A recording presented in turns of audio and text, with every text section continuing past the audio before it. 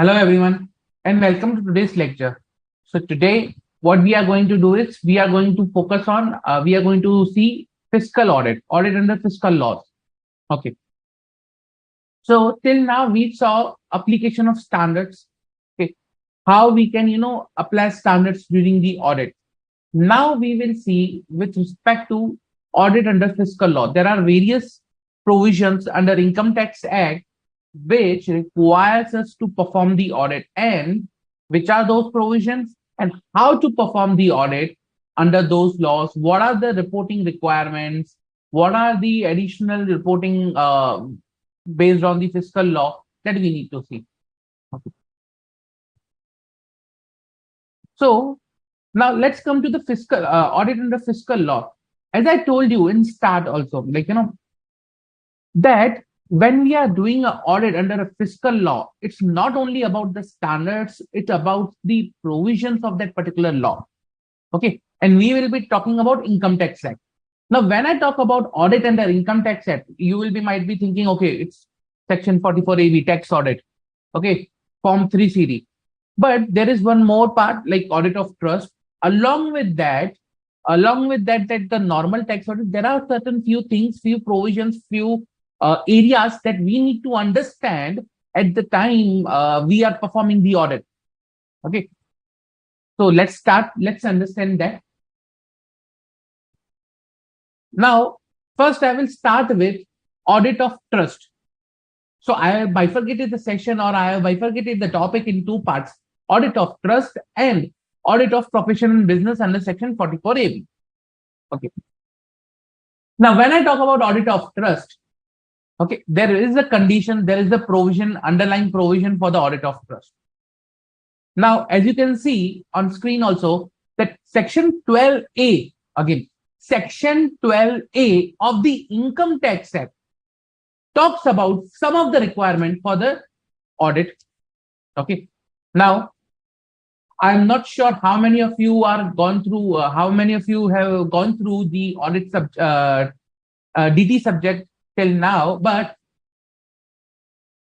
if you have read section 12A, okay, section 12A emphasizes on conditions that are required to be fulfilled if you want to get the deduction under section 11 and section 12 of the Income Tax Act.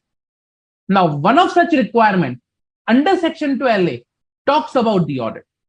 It's not directly section 11 or 12 which gives you the benefit, but section 12A talks about certain requirements and conditions, which says that unless and until you follow these conditions, and one of such condition is audit, till that time you will not get the deduction or benefit of section 11 and 12. That is there. Okay. So the provisions of section 11 and section 12 shall not apply in relation to the income of any trust or institution unless the following conditions are satisfied. There are A, AA, B, AC, and all those conditions which are there. Then comes the B, important one. Where the total income of the trust or institution as computed under this act without giving effect to the provisions of section 11 and 12 exceeds the maximum amount which is not chargeable to tax, okay, which is not chargeable to income tax in any previous year, the accounts of such trust institution for that year should have been audited by an accountant defined under the explanation below subsection 2, section 288, before the specified date referred in section 44AB, and the person in receipt of such income furnishes by the date the report of such audit in the prescribed form, duly signed and verified by such accountant, and setting forth such particulars as may be prescribed. Okay, I'll bifurcate this big sentence. So what it says is first that when, without giving effect of section 11 and 12, the total income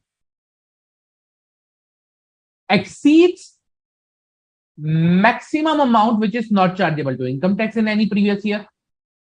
In that case, accounts of the trust or institution should be audited by an accountant. Okay, should be audited by an accountant Okay, and furnished before the specified date. Before the specified date referred in section 44 AB.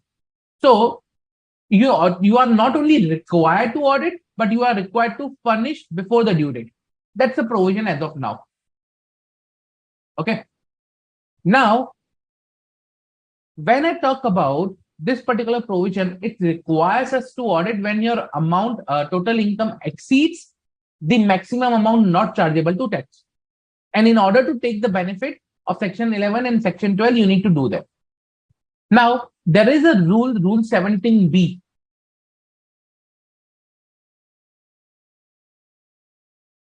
Rule 17B. Why that rule came in the picture? Reason because if you see, there are two things. Prescribed form, okay, and such particulars as may be prescribed. So when I see this word prescribed, when I see the word prescribed, it is pointing to some rule, okay, means it was later on notified. So the word prescribed points to the rule 17B, which talks about that how the audit is required to be reported. Once you perform the audit, how you need to report it. Okay. So rule 17B, and again, I repeat, there is an amendment in rule 17B. Okay. There is an amendment with effect from 1/4/2023. There is an amendment in rule 17B. So rule 17B talks about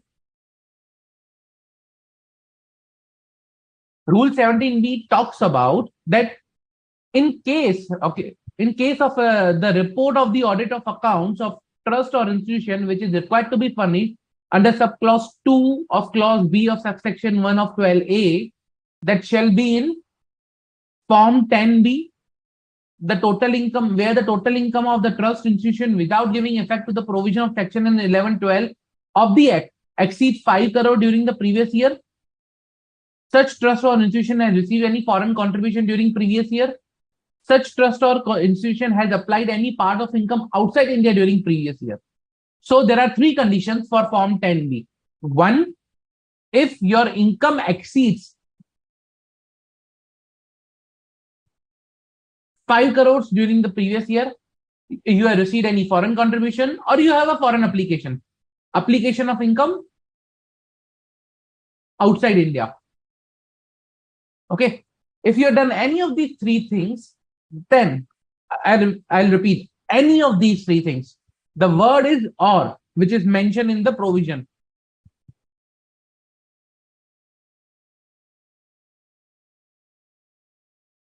Okay. So if you do any of the three things, then the auditor is required, or the appropriate word is the accountant is required to submit his report in form 10B. Again, if any of the three condition is present, the form that will be there will be form 10B. Otherwise, it will be form 10BB. Clear? Any doubt till now?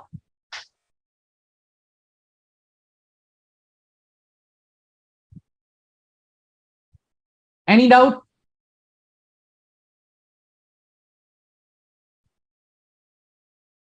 Good. Okay, no doubt.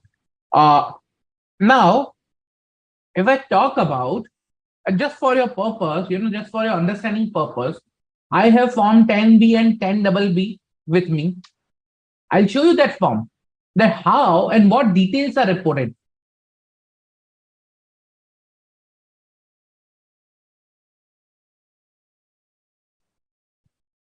Okay. Now, why I'm showing you this form? Let's say tomorrow you have been given, after becoming the CA, if you start the audit of a trust, okay, then whenever we need to make any additional disclosures, at that particular point in time, we are required to perform some additional procedures. If we are not aware, let's say, for example, you got an audit of a trust and you are not aware what you want to report or what you are going to report, how will you gather information to report in the audit report or let's say Form 10B in the current case. In that case, what will happen is at the end of audit, when you will see, oh, this is the Form 10. This was I was supposed to report. This was I was supposed to report. This was I was supposed to report. Then you'll go back and gather back the details.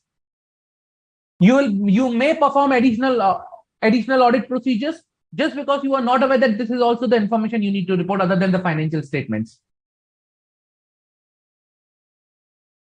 That's why it's very necessary to understand the form and content of the report that you are issuing. Same, SA 700. Okay, that you need to understand what is the form and content of your report. Again, go back to SA 210. Preconditions of audit. Agreeing to the terms. At that particular point in time, only we understand what is the form and content of our report.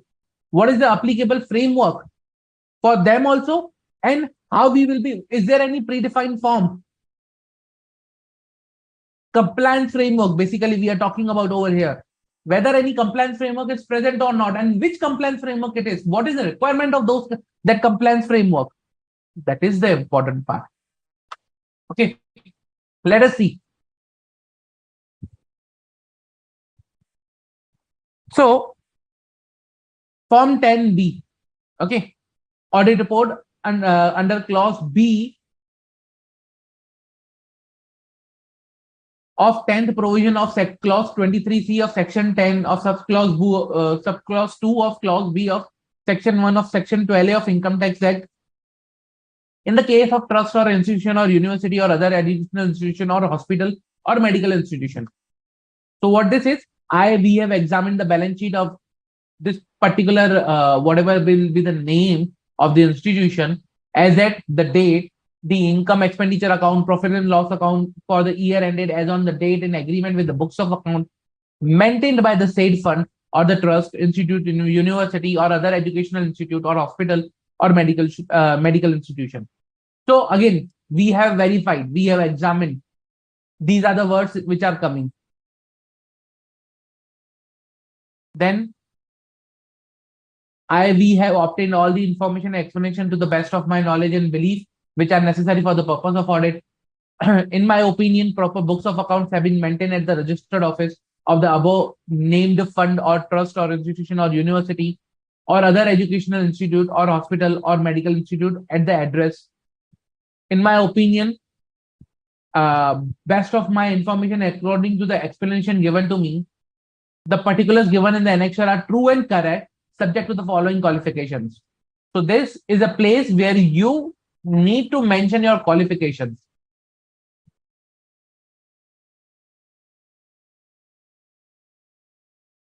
Then, in my opinion or best of my information and knowledge according to the given to me, the said accounts give a true and fair view. When I talk about particulars, they are true and correct. When I talk about accounts, they are true and fair. Means when you are reporting up any particulars in the annexure, that should be correct and appropriate, free from error. But when I talk about accounts, they should be material. There should not be a material misstatement. The concept of materiality again comes into the picture.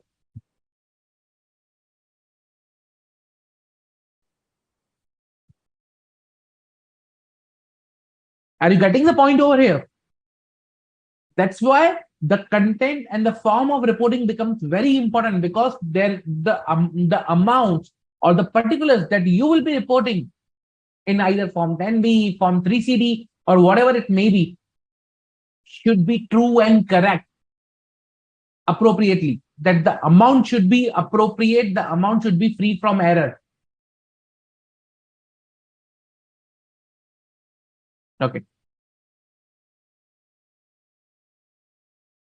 So, in the case of balance sheet, okay, let's see the next one. In the case of balance sheet, the state of affairs of the above named fund, trust, institution, or whatever it is, as on this date, and in the case of income and expenditure and profit and loss account, as on this date, subject to the following observations or qualifications.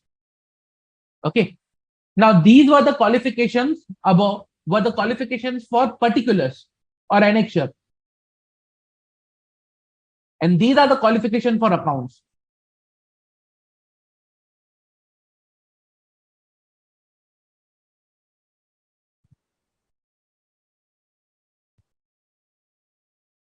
Then you have a place, date, sign, number, membership number, address, which are required as per the form and the content of audit report.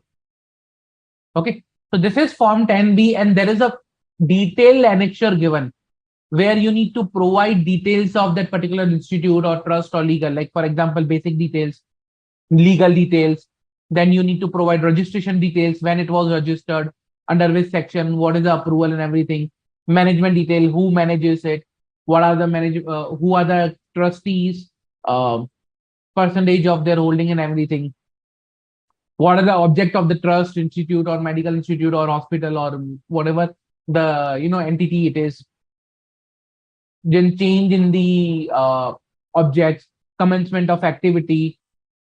Then you have a details of place where the accounts and books have been maintained.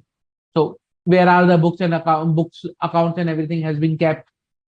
You have a advancement of general public utility, whether any such object present, and if that object is present, then how it is being rendered to.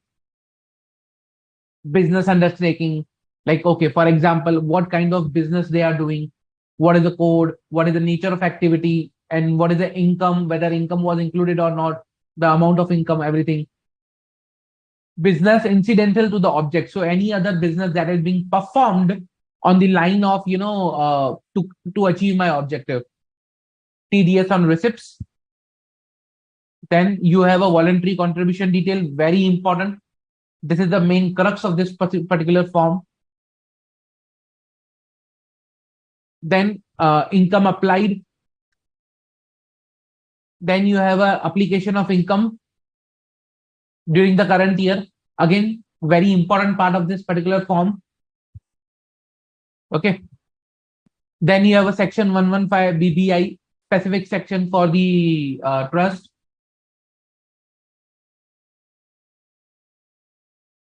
Other income, capital asset, if you have any other income, details of any capital asset if you are holding. Then application of income out of the different source. Okay, like borrowed funds, corpus, or any other funds. Then you have section 1023 for the specified trust and registered institutes. So some specific requirements for them. Expenditure incurred for the purpose of for religious purpose. Then person referred in 13.3. Specified violations. If you have any specified violations, then that will be very important over here. And other details which are there. So like, schedules to the above, whatever points we have seen. So there are schedules to that particular points, and those are the schedules over here where you need to fill up the details. See how much details we are required to give in Form 10B. And then there are some notes for the understanding and for the clarification of some points. Okay, these are for us. And sometimes you have an option to select. So these are the options which are, in explanatory nature. And this is how the Form 10B looks like. Now, let's say, for example, if I'm not aware of this particular detail, that, okay, I am supposed to report these details, and how I will perform the audit.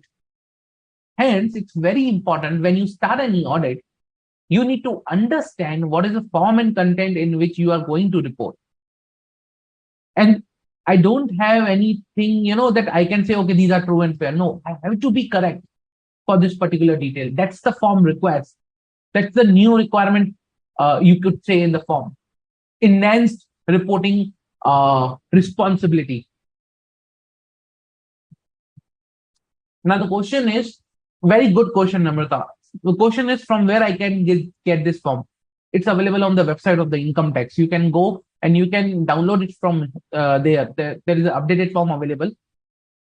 Now, there are many things which are related in this. I'll not go into the much detail because there are many things which are related to the provisions which you will learn when you will look into the subject of DT. Okay, at that particular point in time, section 11, 12, 12A, 12AA, 13, 1023C, and everything will be there. So at that particular point in time, you will be you will understand this in much more detail. Okay. Any doubts till now? This was just a glimpse for the Form 10B. And same way, the new Form 10BB, just I'll show you.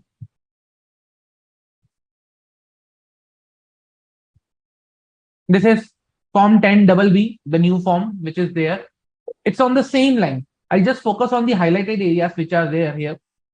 Again, true and correct for the particulars in the annexure, and true and fair for the accounts. Okay.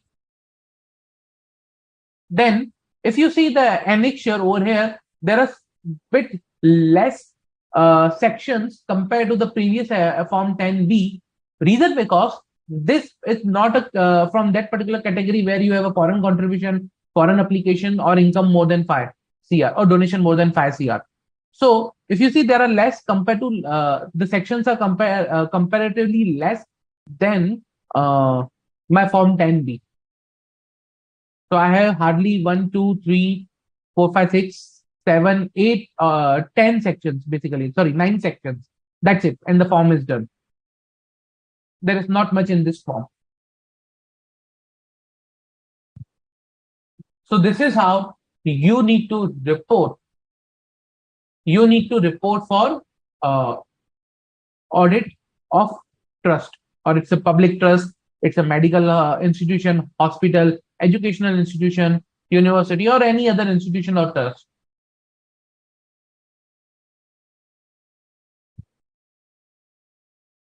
Any doubts till now? Any doubts?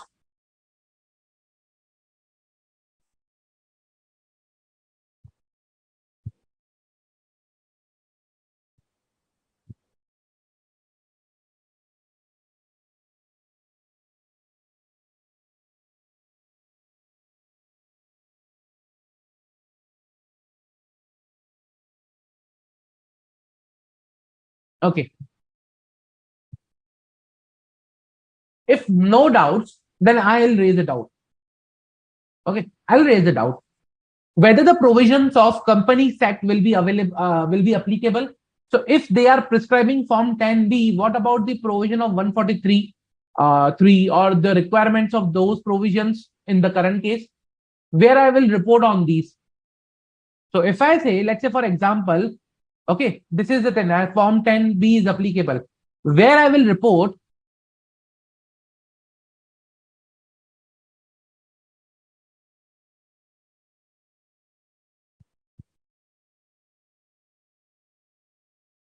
details of section 143(3), okay, in the current case. So Form 10B is fixed and decided. Where I will report the details of 143(3) then? Should I mention in other qualifications, or where I will mention? Should I issue another audit report for this? Should I issue another audit report for this? Let's say there is a trust, okay. So where I will report this?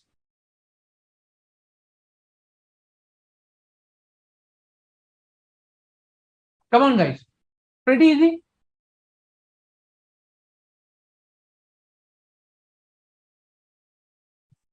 I could issue another audit report, like statutory report, okay, where I can mention this, or I can, modify Form 10B. I can do that also. I can modify Form 10B. I can issue another audit report. What I will do?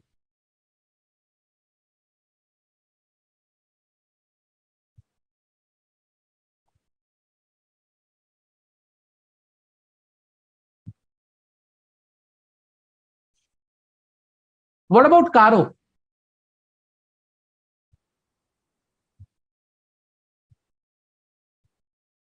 Should I issue separate report annexure for Caro?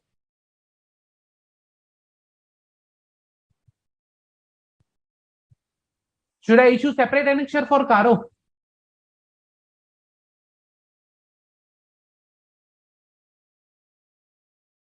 Okay, good Janvi. Good Namrata.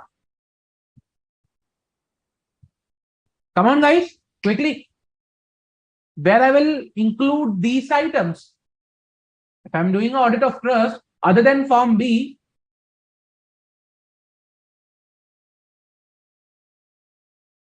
absolutely, Namrata. Absolutely.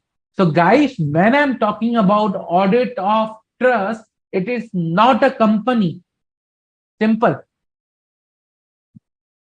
So, I'm talking about trust, not company. Whether Companies Act is applicable.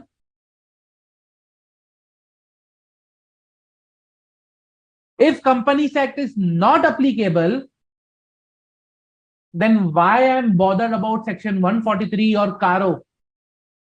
You need to understand from that point of view whether Companies Act is applicable to this particular company or this particular institute. If I'm talking about trust, okay, if it is not a corporate form, not registered as a Companies Act, then why I am required to report on 143.3 Caro?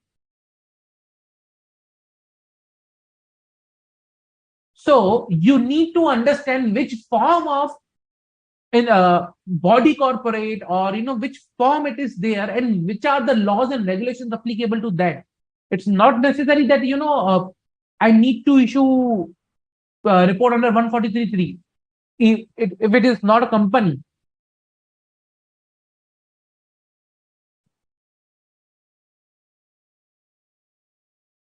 So first understand whether it's a company. If company, then evaluate whether it is applicable or not. Okay, quickly tell me where in company this will be applicable. Whether Form 10BB or 10B in any of the company, will it be applicable? Come on, guys. Whether in any of the case, let's say, if I take any of the company, whether Form 10B or 10BB will be applicable.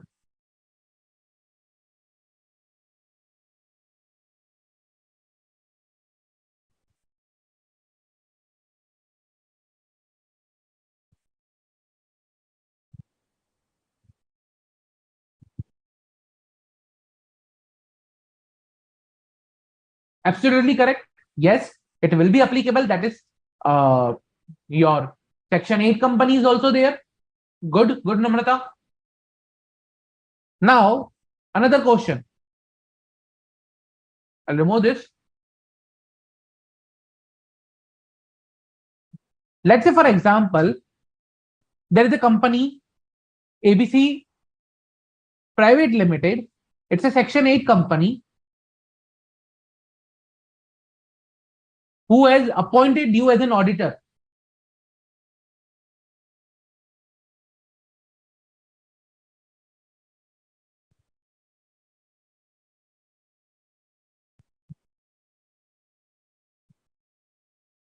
Okay, you has appointed you as an auditor. Your first client after becoming CA. Let's understand that. Hypothetical example.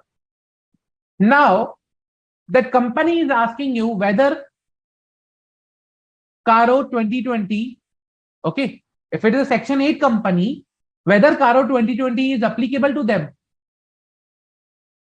Just, let's see how many of you have revised or seen the company's audit under Companies Act till now.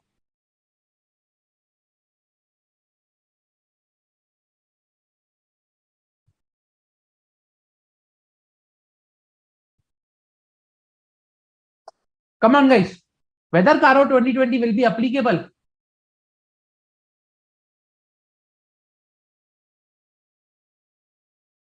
Okay, good, Janvi.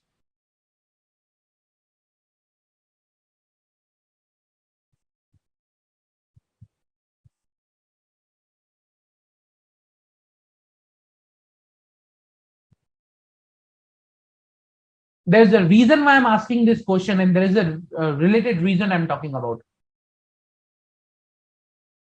And why so, Namrata?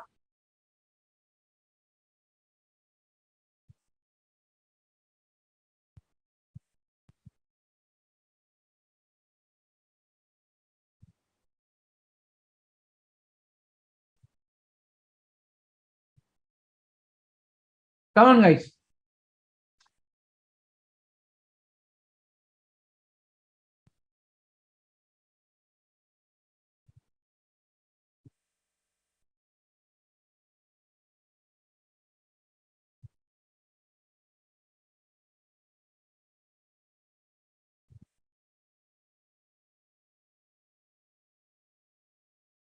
Whether Caro 2020 will be applicable or no. Quickly.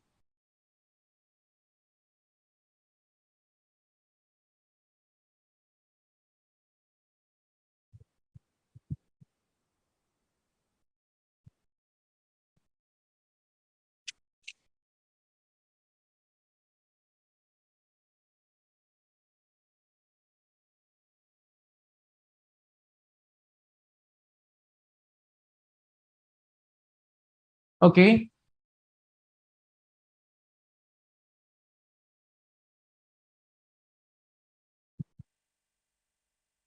Okay. So if you are saying it will be applicable based on turnover and the share capital amount, then remember there is an exemption to the Caro. Okay, there is an exemption to Section 8 company in the Caro. Caro is not applicable to Section 8 company. And again, hence, that's why I'm saying if it is not applicable to Section 8 company, then if there's an exemption to the Section 8 company, then the Caro is not applicable at all. And you are not required to report. Okay. That's why it's very important for you to understand what will be your form and content of the reporting. When it's a Section 8 company, it's a trust or it's an institute.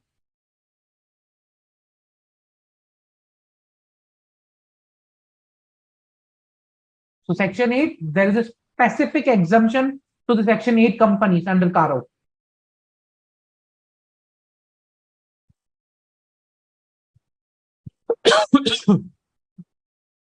There could be a question on trust, on reporting of some matter.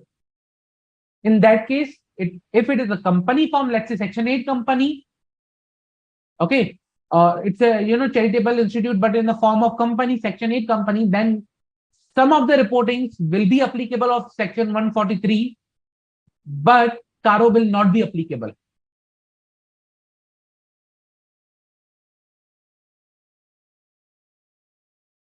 Good.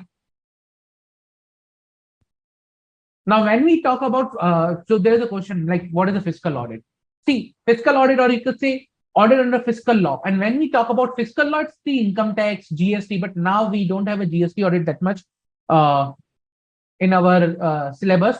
But we have income tax audit, audit under Income Tax Act, and that's also a fiscal law. And that's why we say audit under fiscal law.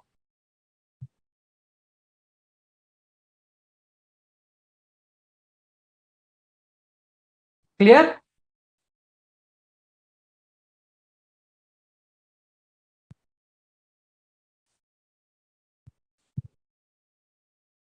Okay. Now, before I proceed further, okay, before I proceed further, I have few doubts to ask or few questions to ask from you guys. So we saw the prescribed form and such particulars as may be prescribed, which is in the annexure, that is fine. But I want to discuss one important concept over here is that audited by an accountant, which is defined under subsection 2 of section 288, like defined as explanation below subsection 2 of section 288. Okay. So now you tell me what subsection this explanation talks about of section 288. When I say accountant, what is an accountant from the meaning of a company? Let's say I'm auditing a company. Okay, I'm performing audit of a Section 8 company. Now, let's say it's a Section 8 company. Okay. Now he's saying that audited by an accountant.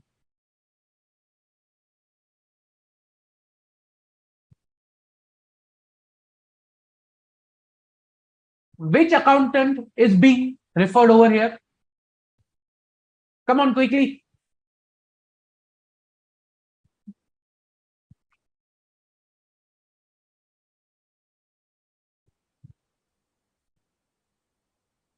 Which accountant is being referred over here? Absolutely correct. Chartered accountant with certificate of practice. So if it is full-time practice, that is being referred here with some exceptions. With some exceptions. And this particular section or the provision is also relevant for our next topic, that is audit under Income Tax Act. Explanation talks about the accountant means a chartered accountant defined in clause B or subsection 1 of 2 of Chartered Accountants Act 1949, who holds a valid certificate of practice under subsection 1(6) of Act, but does not include or except for the purpose of representing the assessee under subsection 1, that does not include the below items. Okay, so first I'll focus on chartered accountant and who holds a valid certificate of practice, but does not include. Now, what it does not include? In case of an assessee being the company, the person who is not eligible for appointment as an auditor of the said company, in accordance with the provision of subsection 3 of 144 of the Companies Act, that is not included. That is also excluded for here. So, for an assessee being a company, refer 141(3). And for other assessee, for other cases, there is a list given. The assessee himself, or in the case of assessee being firm, association of person, in HUF or any partner of the firm, or a member of a HUF. So if it is a firm, then partner of the firm. If it is a HUF, then member of HUF or the assessee himself. In case of assessee being trust institution, any person referred to the clause A, B, C, C of subsection 3 of section 13. A, B, C, C, subsection 3 of section 13. How many of you have read section 13 and what this provision is? What this provision is about? Come on, quickly.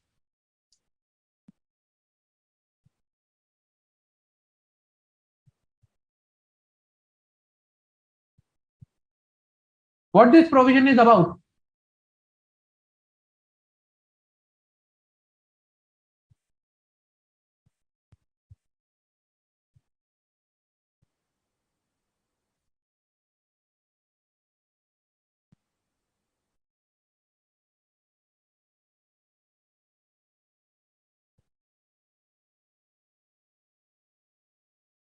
Come on, guys.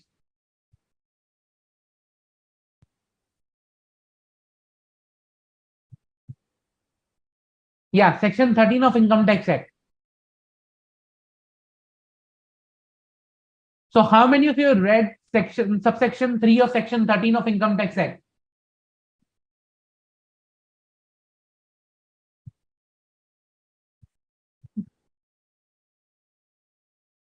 Come on, quickly.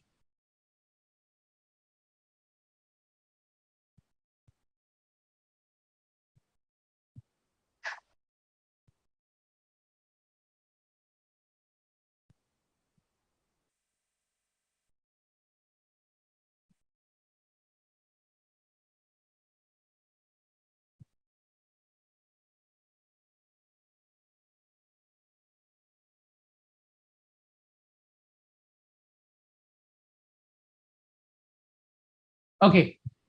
Section 13 of Income Tax Act specifically provides that section 11 will not apply in the certain cases where they have specified that if it is expenditure for certain specified person.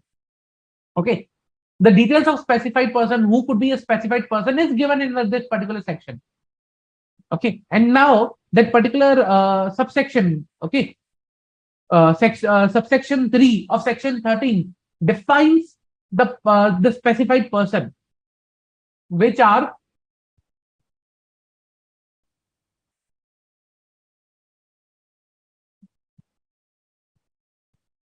author of trust,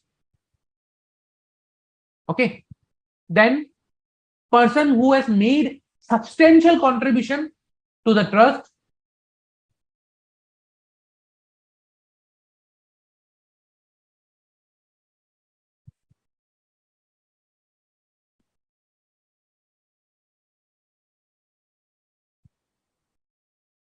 or contribution uh, exceeding 50,000 rupees for any relevant previous year.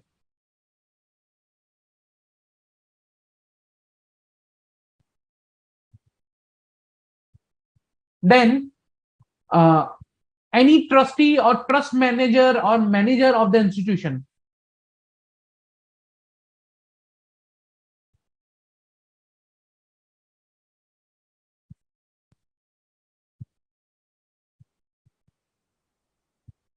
Then any relative of such founder, author, member, trustee, or manager which is referred above.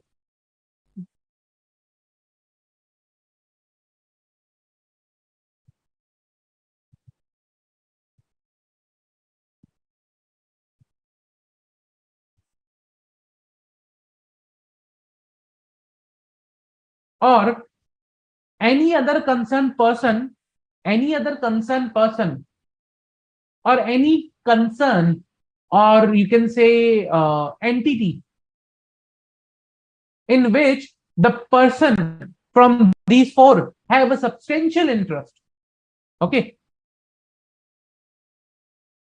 Any concern where the above person has substantial interest. So these are the ones who are not eligible to be appointed as an auditor for a trust or institute.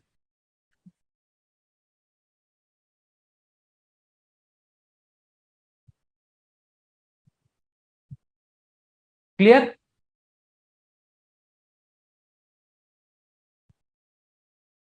Sorry. There is one more point. I'll move these two these two below.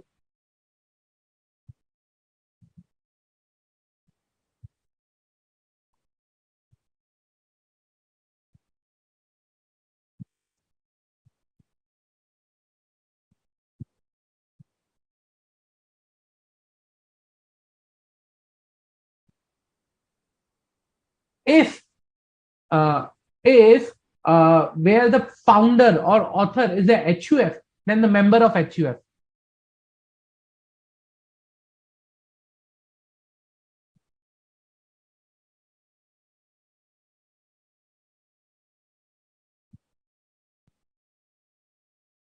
Okay. He also becomes ineligible for appointment of the auditor. Now, this particular is section 3, subsection 3 of the act, but there are specific clauses mentioned in subsection 3 over here. If you see, it says only clause A, clause B, C, double C of the subsection 3, not all clauses. So you have clause A to E in that particular subsection, which I have mentioned on the left hand side. This is my A, B, C, D, E, sorry, double C, D, E. Okay. So these are these are the subsections which are mentioned, clauses mentioned in subsection 3. Now, when I talk about definition of accountant, they only talk about clause A, B, C, and double C, not D and E. So if you see these two clauses of subsection 3 are not relevant from the point of view of definition of auditor. Means a relative or founder can be a you can say auditor, or any other concern where the member has a substantial interest. If that concern is a partnership firm or a limited liability partnership firm which is allowed to do practice, then yes, that concern also can be an auditor, because these are specifically excluded from here, not covered over here. But indirectly, they get covered somewhere else, and I'll discuss that. Indirectly, they are covered somewhere else, but not from the point of view of subsection 3. So these two are not applicable when I talk about which persons are not eligible for being appointed as an auditor. Clear?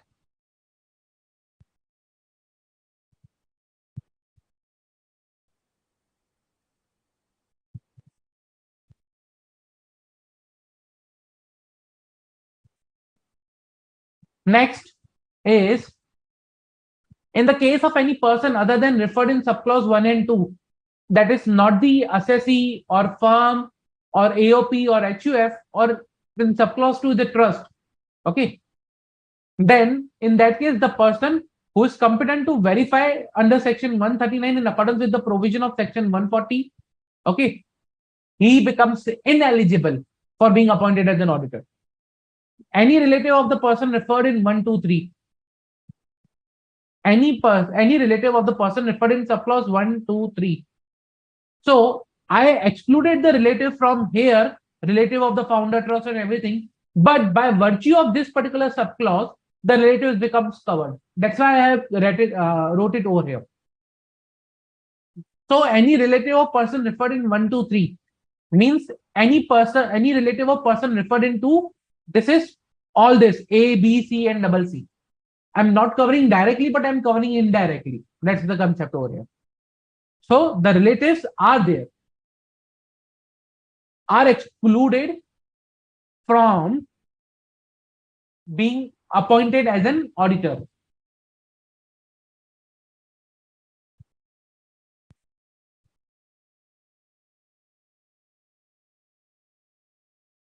Okay, so I'll write it over here.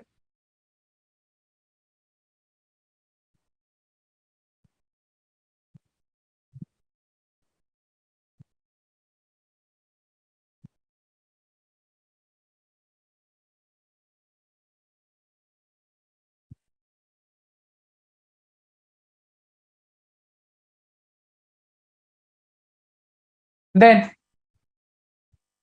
any officer or employee of the assessee, any individual who's a partner or who's the employment of an officer or employee of the assessee, any individual who is a relative or partner, okay, any individual who is a relative or a partner is holding any security or interest in the assessee, is holding any security interest in the assessee, provided that relative may hold security interest in the assessee of the face value not exceeding 108,000 rupees. Now, the limit is for, again, relative. The limit is for the relative, not for the individual itself. Remember that. Again, is in debt to the assessee. If the individual is in debt to the assessee, he will not be eligible for appointment as an auditor. But provided the relative may be in debt to the assessee for an amount not exceeding 100,000 rupees.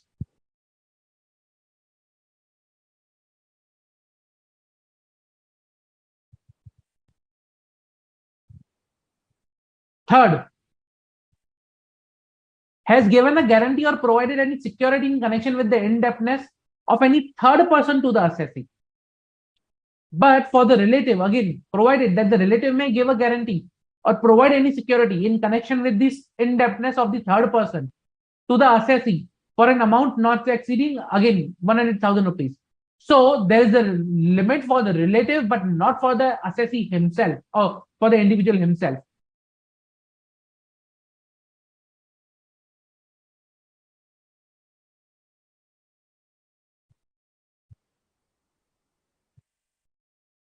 So when I say individual himself, that means the person who is being appointed as an auditor. But when I talk about relative, then I'm referring to the person who is the relative of that person who is being appointed to the auditor, appointed as an auditor.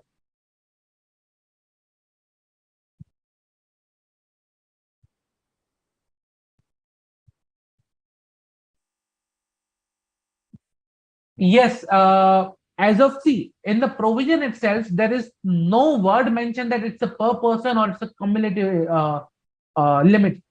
It's a gray area. But if you read the provision, it says relative, not relative or in aggregate or something like that. So it does not give a understanding that it's in total. It can be considered individually.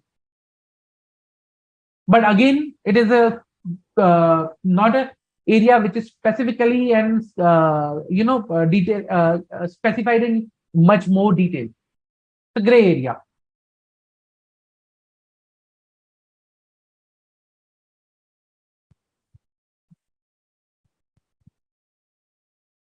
Okay, then person who is directly or indirectly has a business relationship with assessee of such nature as may be prescribed. A person who is being convicted by a court of an offense involving fraud for a period of 10 years has not elapsed from the date of such conviction. So you are being convicted as a fraud, but 10 years have not elapsed from the date of conviction, then you will be not eligible to be appointed as an auditor. Okay. Now, this is the conditions or exclusions basically for the appointment of an auditor. Any doubt till now?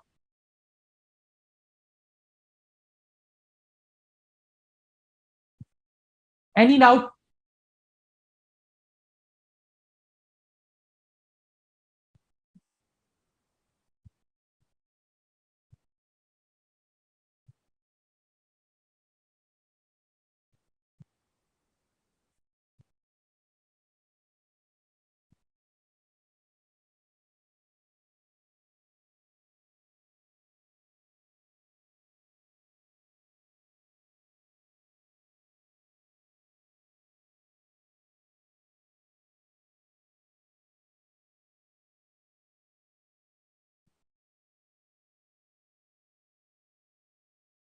Any doubt?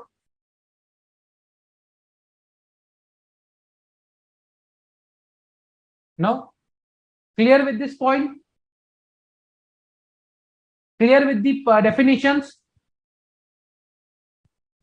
I mean provisions of the person who are not eligible to be appointed as an auditor?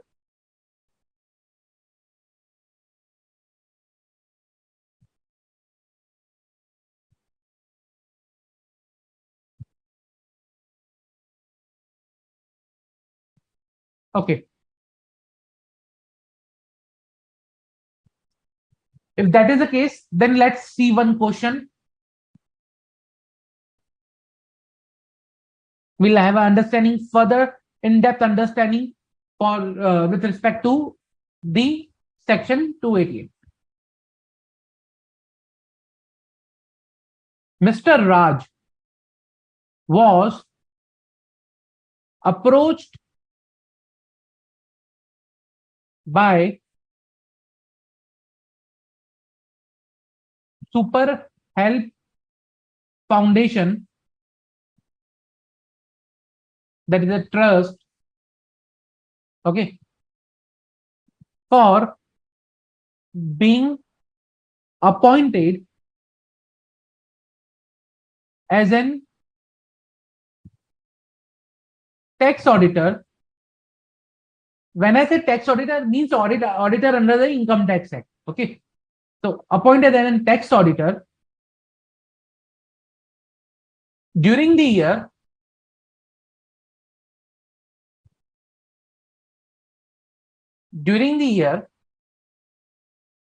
Super Health Foundation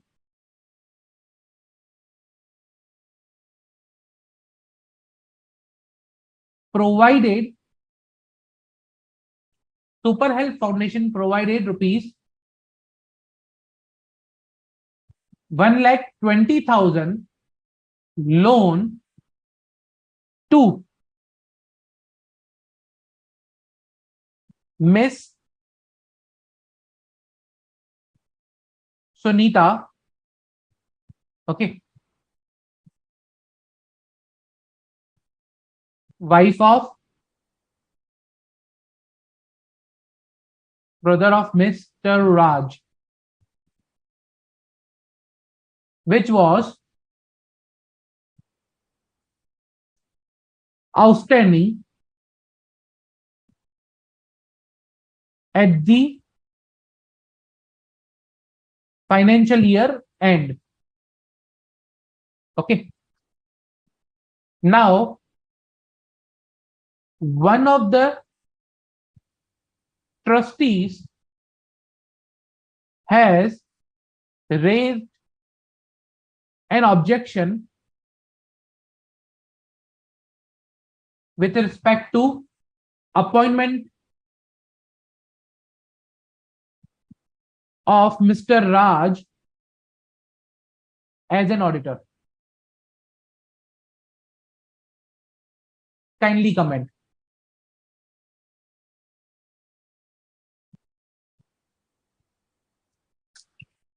Now you tell me whether Mr. Raj can be appointed as an auditor in the current case or not.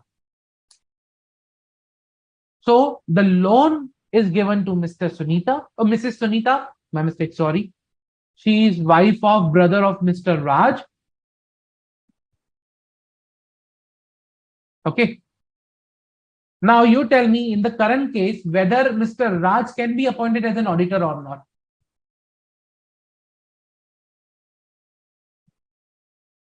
Whether she will fall under the definition of relative or not.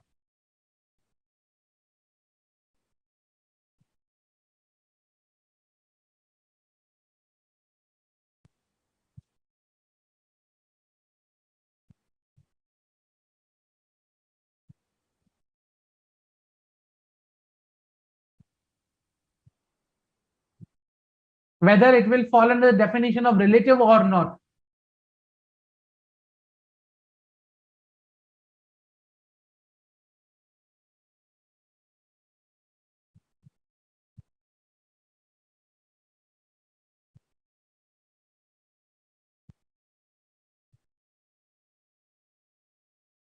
Come on, guys.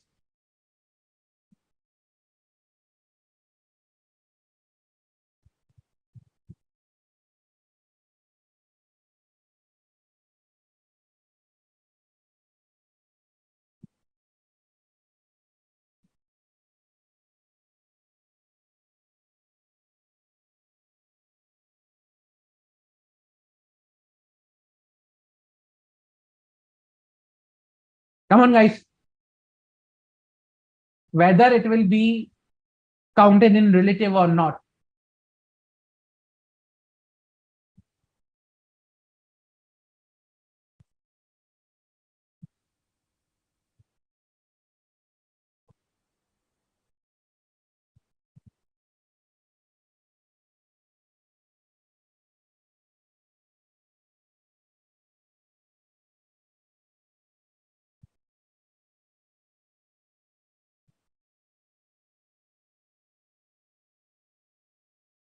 Okay. Good. Good, Jani. So I received only two answers still now. One from Jani, one from Namrata. I'm still waiting for other answers. Come on, guys, quickly.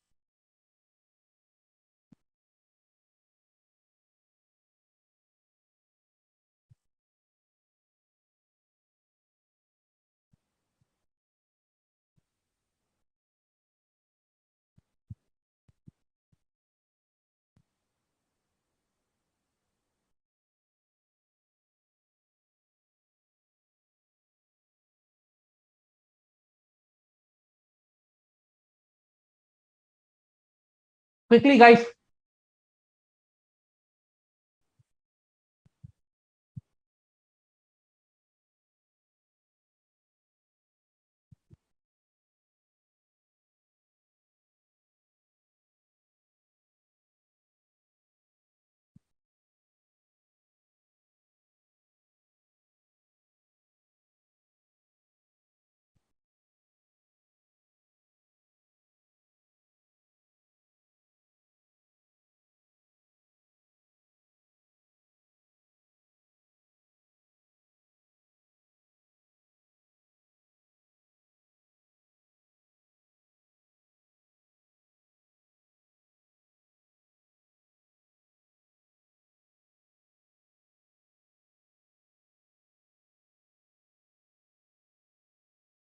Okay, let us see.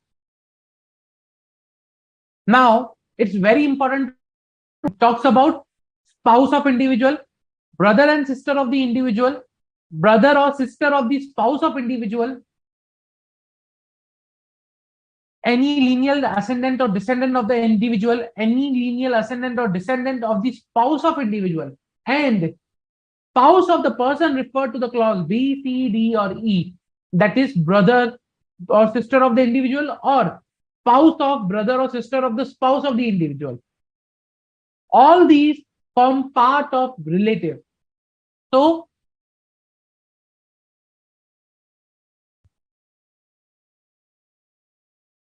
in the current case,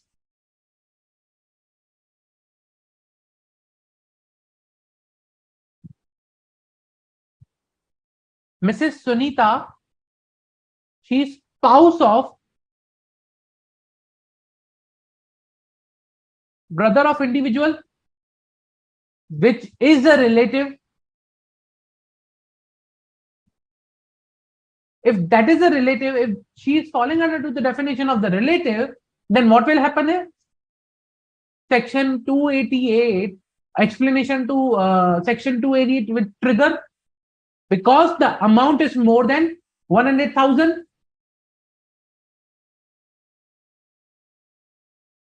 Amount of indebtedness greater than 100,000.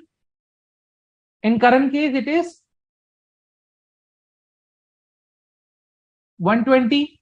That was also outstanding at the year end. Both conditions are being satisfied. If both conditions are satisfied, then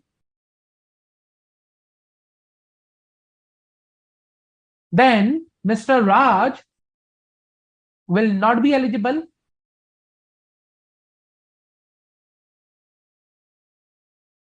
for being appointed as an auditor.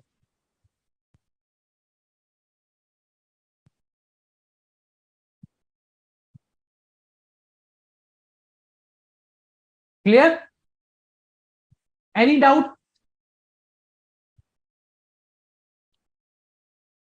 Any doubt?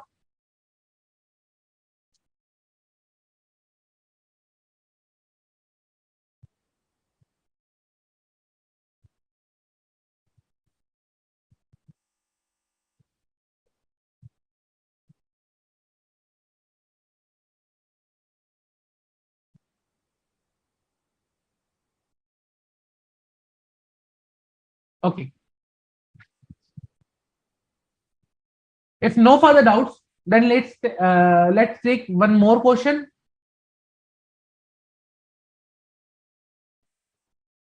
So in this question, it's on the same line but bit different. Mr. Ajay, he was a partner in Cushion Company, obtained a loan from Super Health Foundation, same trust, of rupees 80,000 during the year, and it was outstanding at the year end also, outstanding at the end of financial year. Now, trust wants to appoint Cushion Company as an tax auditor, whether they can do that or not. Simple, pretty simple.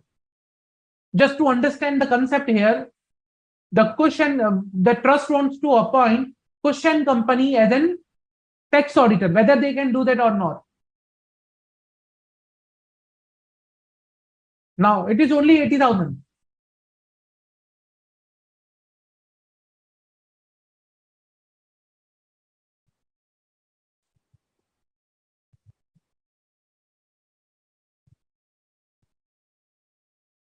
Quickly.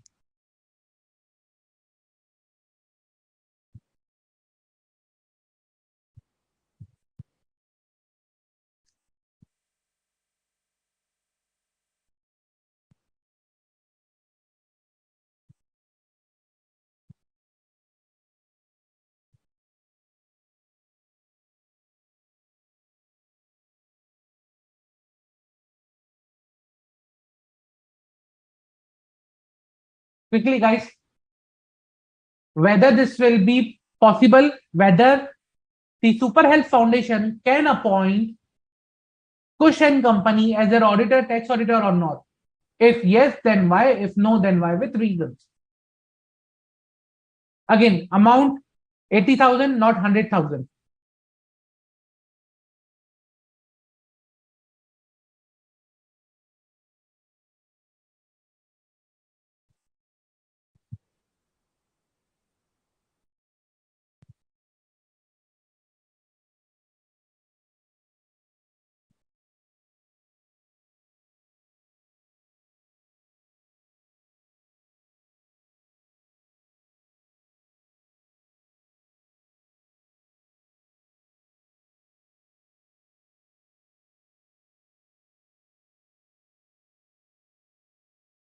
Good, Namrata.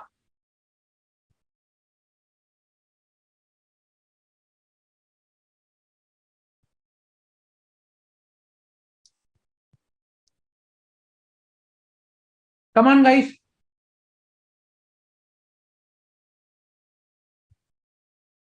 These, whatever we exercise right now, we are doing the questions. The same are the part of my engagement, acceptance, and continuance. When I accept the engagement, I understand these requirements. First of all, whether I am eligible to be appointed as an auditor, whether any of the my partner, relative, member, or any of the concerned person of my firm is, whether he is involved in such a position that makes me disqualified from being appointed as an auditor or not. So that's one of the areas that we do when we look into the basically client acceptance and continuance.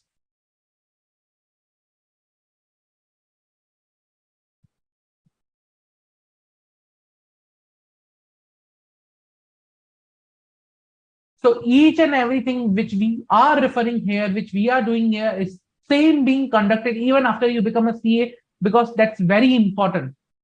This is a part of the procedure known as a client acceptance and continuance.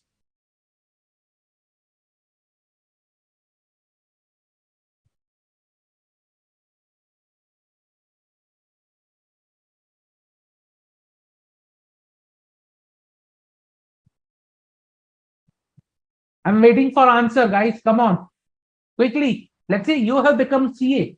Okay. Hypothetical example: you have cleared an exam, you have become a CA. Now you have been given, Super Health Foundation or any other trust of your known person comes to you. Please be my tax auditor. And this is a scenario that one of your partner is engaged with that particular trust or with assessee. How will you evaluate that? Whether you are allowed to accept the engagement or not? Come on, guys, quickly.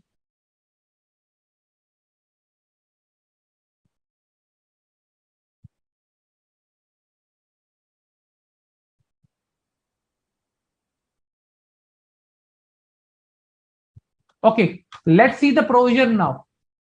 When we were discussing the provision, we were talking about relative, that there is a limit for the relative, but we never talked about any limit for the partner,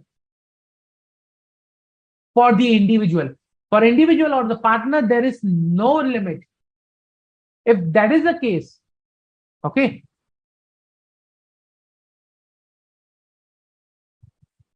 if that is the case, in that case, if that is the case, then here, irrespective of the limit, irrespective of the limit,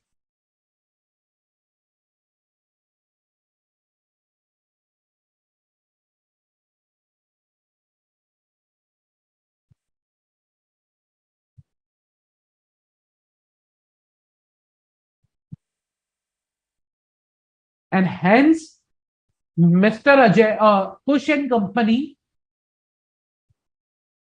will not be eligible for being appointed as an tax auditor.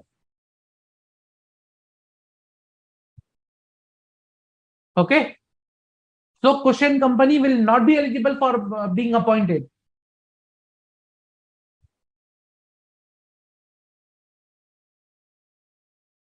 Reason because there is no limit for the partners. No limit for the partners. No threshold for the partners or for the individual himself.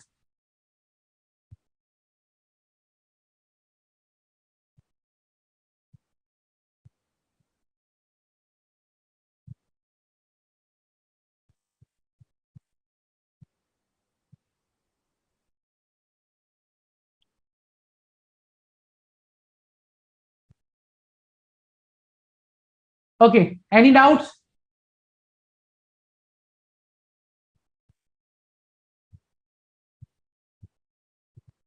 Any doubt?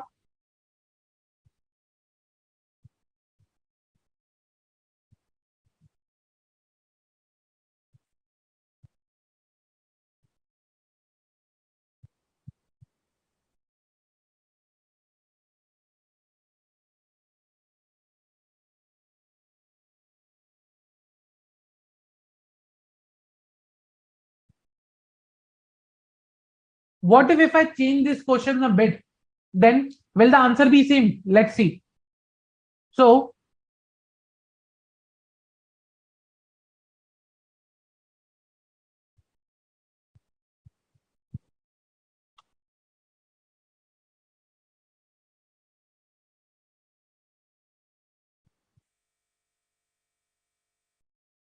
let's suppose I'm changing this question a bit.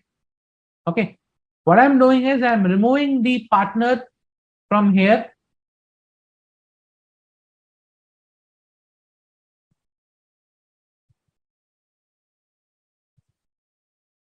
Let's say Mr. Ajay was not the partner, but manager.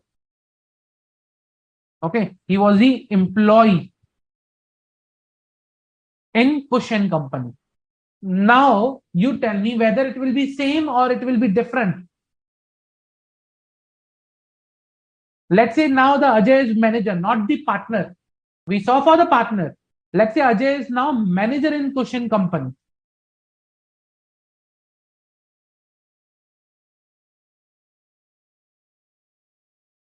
Will your answer remain same or it will be different this time?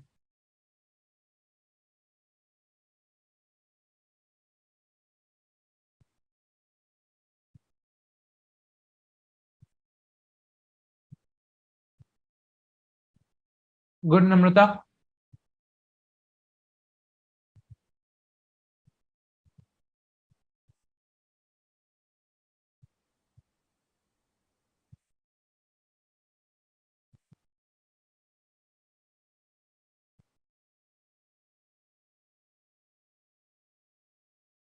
Will your answer remain same or it will differ?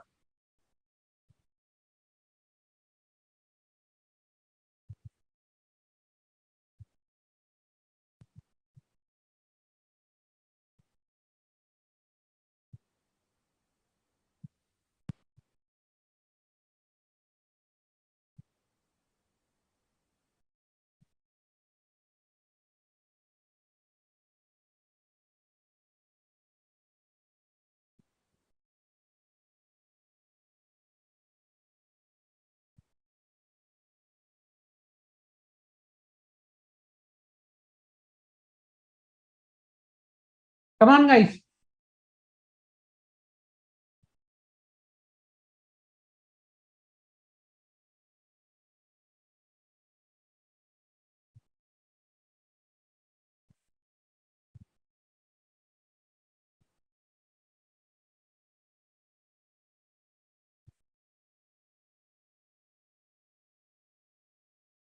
Whether your answer will remain same or it will differ in the current case. If I make Mr. Ajay instead of being a partner, let's say he's a manager.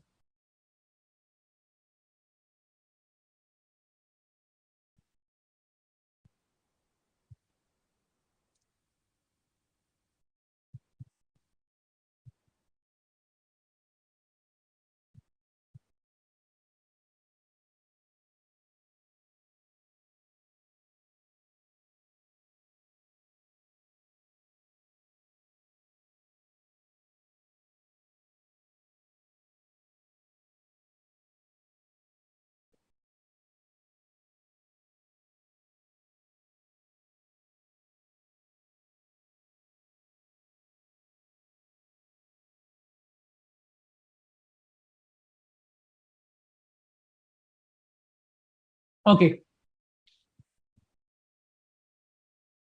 If if if you are saying it will remain same, then let's go and understand the provision once again. When I see the provision of relative, it talks about individual, relative, or partner, but not employee. Employee is not covered over here. Employee is not covered over here. Is it covered? No, employee is not covered. Now, if the employee is not covered, we need to just see whether it is covered by any other provision or whether by any other clause.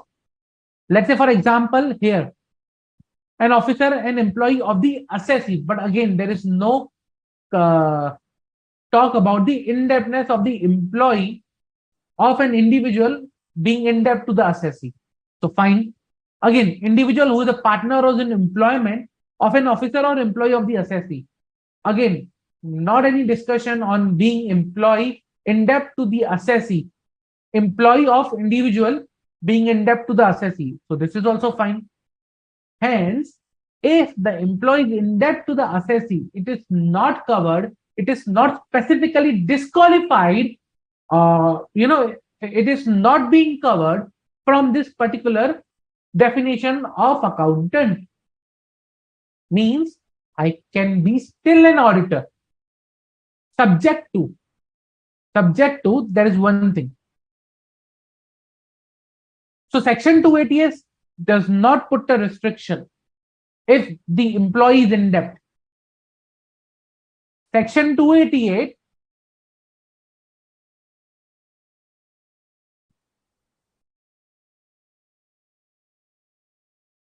does not put a restriction.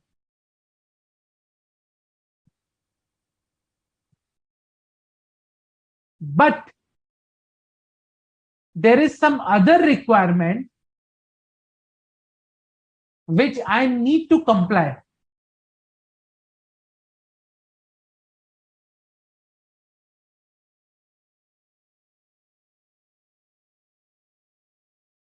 Before getting appointed. Which is that requirement? Come on, guys. So section 288 does not restrict me. Fine, I'm fine with being appointed as an auditor of the trust. But there is some else, there is some additional requirement somewhere else which restricts me, which puts a requirement on me to look into this particular thing. Come on, guys, quickly.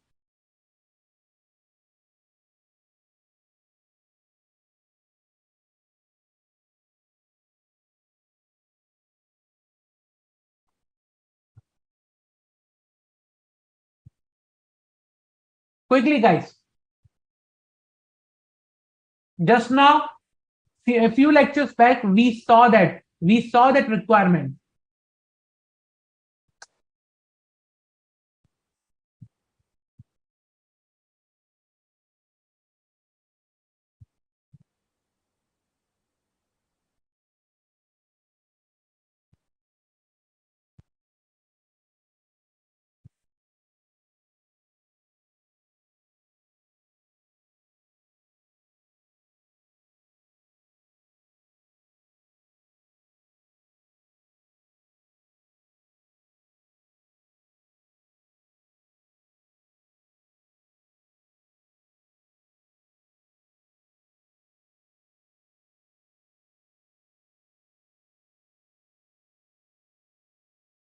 Where that requirement is coming from.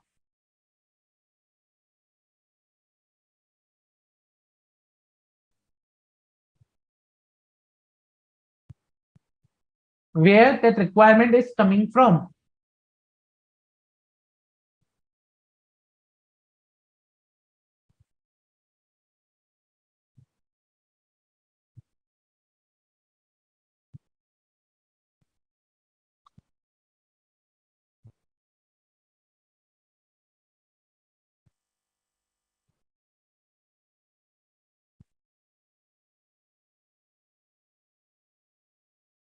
Come on, guys.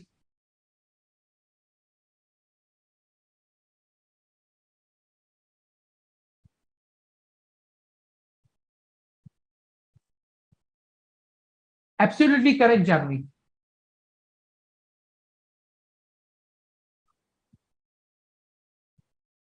Absolutely correct. Very good.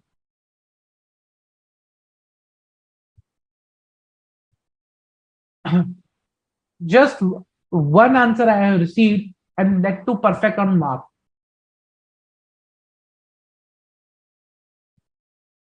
I'm still awaiting for further answers.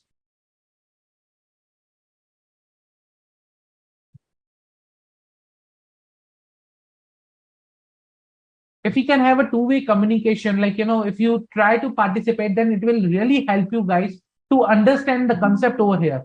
It's not just, it's it's not just the thing, basically over here, which is, we are discussing about the question. It's not only the provision of the question that we are discussing, it's the holistic approach to a particular audit that we are discussing over here. Trust me.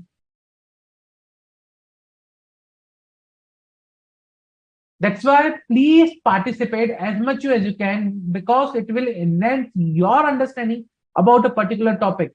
And don't see any topic in the isolation. Don't see any topic in the isolation. Trust me.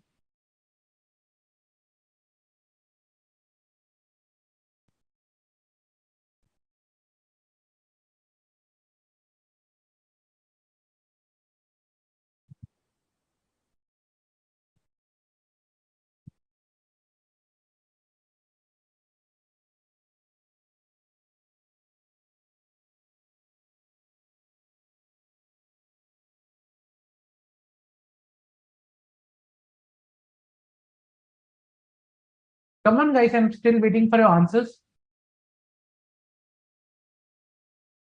Okay. So now, although Section 288 allows me to, being appointed as an auditor, but still, what I need to do is I need to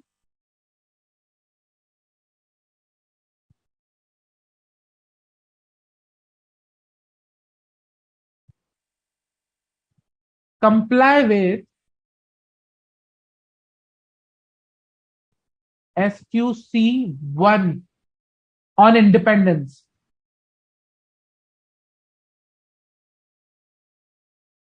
Reason because there is a threat to the independence.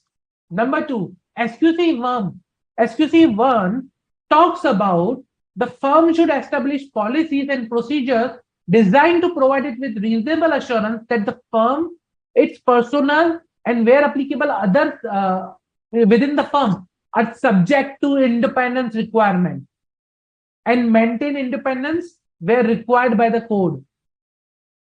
If my manager is not independent, then I need to evaluate the circumstances in the relationship that creates the threat to the independence. And I need to take appropriate action to eliminate such threats. If I'm able to eliminate, then only I can accept the engagement. Otherwise, if not, then I should not accept the engagement.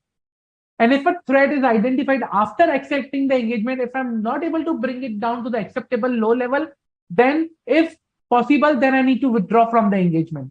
Although Section 288 does not put a requirement of the, a restriction on your appointment, but SQC1 does. You need to think about applying safeguards to the threat which has been identified in the current case.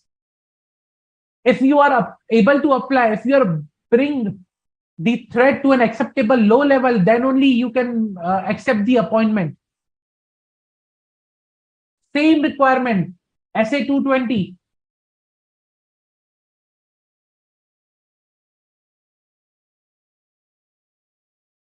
Independence requirement. So these are the part of it's not a standalone basis. It may be there, okay, Act allows me to do that, income tax allowed me to do that, but whether I'm required to look or see from a single and standalone point of view, answer is no, big no. It should be seen from a holistic approach, whether the act, whether the provisions, code of ethics, standards in together allow me or not. What is correct as per them? not an individual act, but in a holistic way.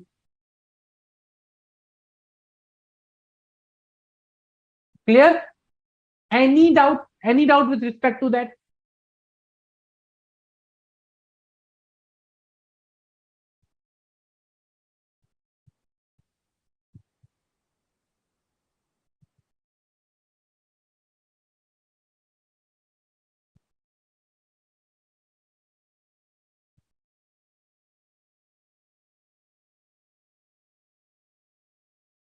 Any doubt, guys?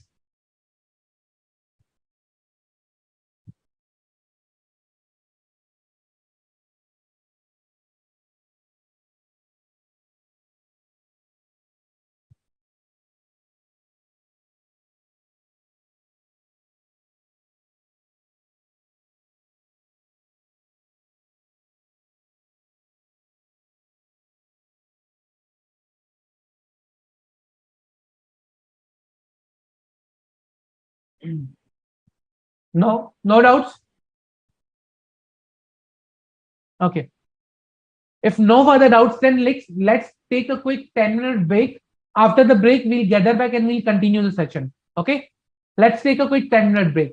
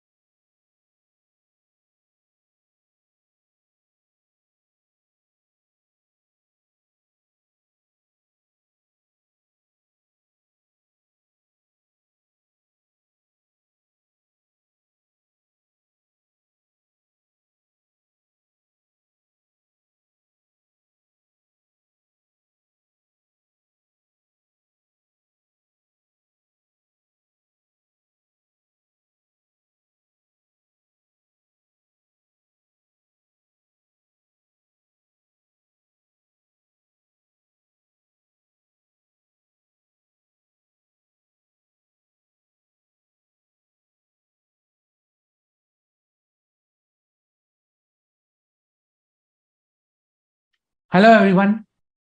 Welcome back to this session. Okay, so then till now we saw the definition of accountant,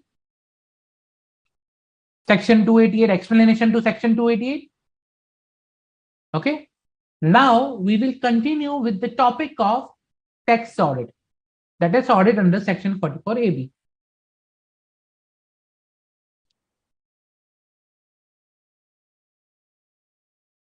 Okay, so audit of accounts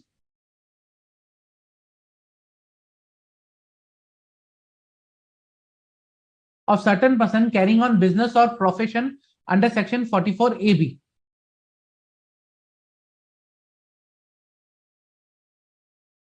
Now, section 44 AB, okay, talks about when it is required to get your accounts audited. Simple. Let's understand the section. Every person carrying on business shall, if his total sales, turnover or gross receipts, as the case may be in the business or profession, exceeds 1 crore in any previous year, exceed 1 crore rupees in any previous year, provided that for a person, we'll see these two conditions later on. If it exceeds 1 crore, then this clause, the person is required to get his account audited, and we'll see it in detail. What is that? So that is, gets account audited of such previous year, audited by an accountant before specified the date, and furnished by that date the report of such audit in prescribed form, duly signed, verified by accountant, and setting forth such particulars as may be prescribed. Okay. Now, two things. One, again, the definition of accountant, we have seen, that is section 288 explanation. To section 288 talks about the definition of accountant, that we already dealt with. That is done. Okay. That we have seen. What is section 288? Explanation to section 288. Who are accountants? Who can be appointed as an auditor? Who are not eligible to be appointed as an auditor? That we are done with. Okay. Now, second is in prescribed form. Again, wherever the word prescribed comes, means there are rules in the picture. There will be some rule which will be giving you the detail that how to, report on the audit, like which is the form that they are talking about. We'll see that in some while, in some time. Duly signed, verified by such accountant, and setting forth such particulars as may be prescribed. Again, the word prescribed for the particulars. So there are two things. One, report of such audit in the prescribed form, and particulars as may be prescribed. There are two prescribed, means there will be two rules, different rules or different way of reporting that will be into the picture. Okay. There will be two things will be there in the picture. One will be the audit report, one will be the particulars. And we'll see in some time what are those things.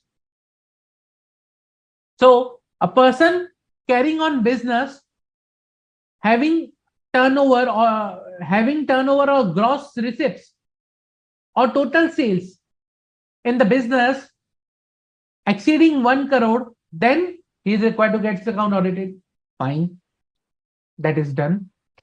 But there is again, it's an income tax act. There should be some proviso or some additional thing. So there is a provided that in case of a person where aggregates of all amount received, including amount received for sales, turnover, gross receipt during previous year in cash does not exceed 5% of the said amount, and aggregate of all payments made, including for expenditure in cash during the previous year, does not exceed aggregate of 5% of the said payment. Okay. So aggregate of all amount received, including amount received for sales and turnover in cash, does not exceed 5% of the said amount, An aggregate of all payments, including payment for purchase or expenditure in cash, does not exceed 5% of the said payments. And remember, it is and not or. If these both conditions are satisfied, in that case, the words 1 crore rupees will be substituted or will have an effect as the word 10 crores. So the words, this clause shall have the effect for the words 1 crore, the word 10 crores have been substituted. In simple terms, if I tell you, in simple terms, I'll tell you, I'll through a chart that how it works.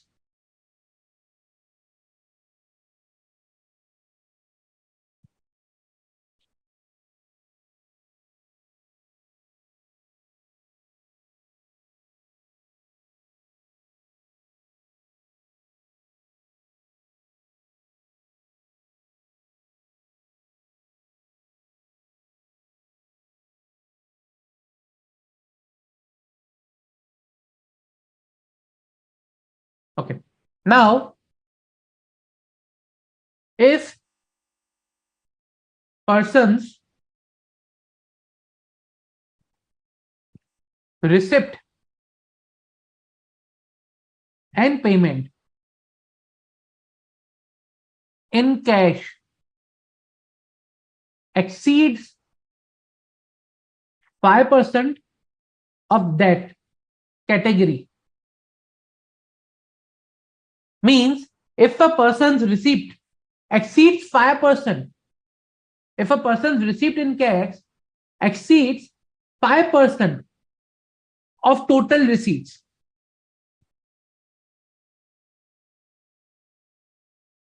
if the person receives or payment in cash exceeds 5% of receipt or cash as the case may be, receipt or payment as the case may be, in that case, if that is a yes,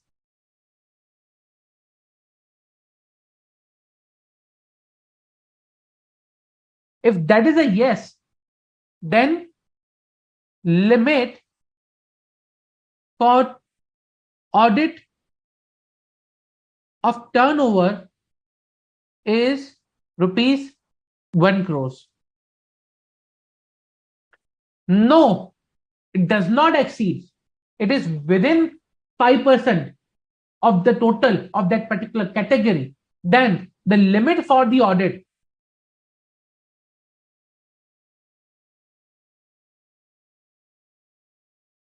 of turnover will be rupees 10 crores.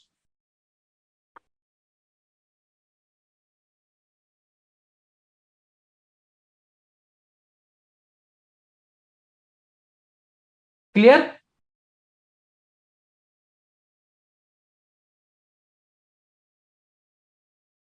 Any doubt with respect to this?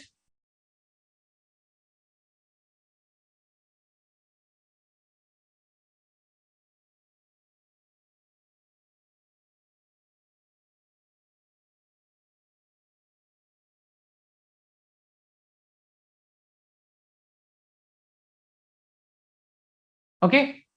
So if it does not exceed, then the word will be 10 CR, 10 crores instead of 5. Instead of 1. Now, so that is the case. We need to understand whether it is 1 or whether it is 10 for the audit. Now let's go back to the provision. Now there is some explanation given that provided further that for the purpose of this clause, payments or receipt as the case may be by check, bank draft, which is not account pay, shall be deemed to be in cash.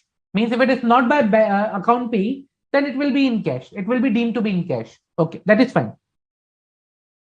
For profession, person carrying on profession, if his gross receipt in the profession exceeds rupees 50 lakhs in any previous year, then he is required to get his account audited.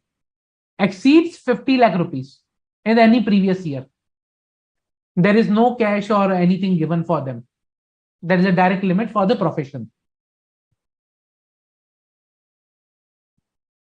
Then person carrying on the business, okay, if profit and gains from such business are deemed to be profit or gains under section 44 AE, BB, triple B, as the case may be, and he claimed his income to be lower than the profits or gains so deemed to be profits and gains of the business, as the case may be, in the previous year, then he is required to get second account audited.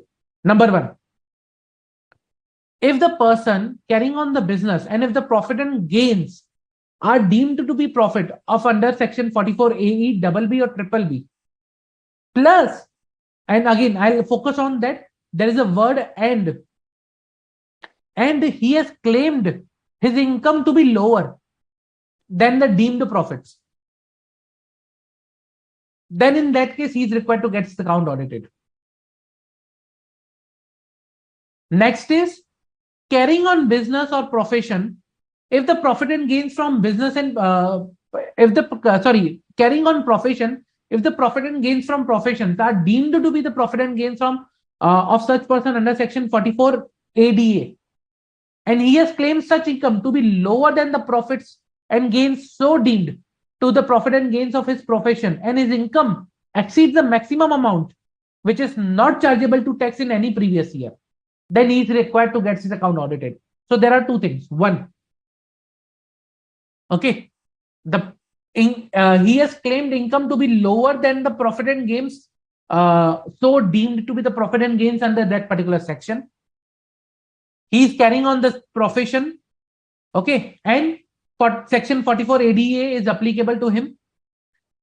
And important thing, very important thing, and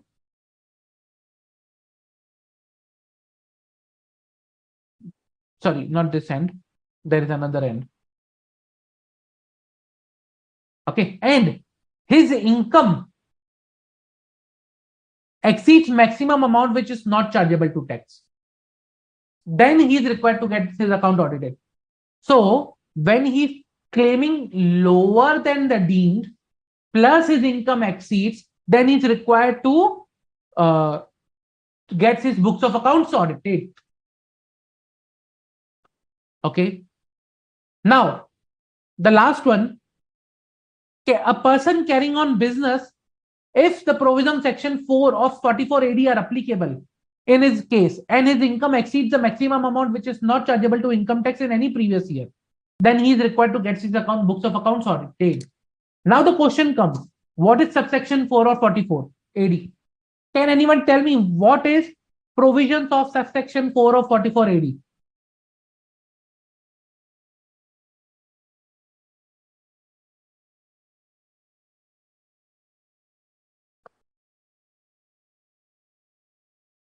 Four of 44 AD. Come on, guys.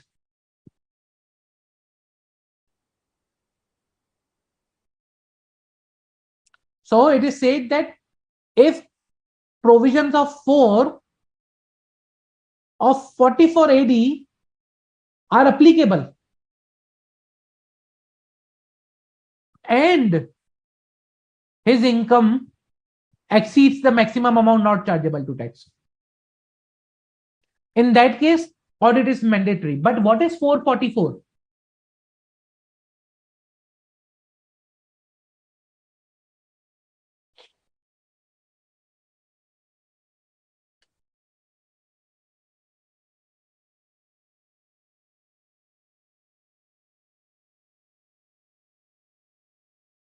No, Janvi.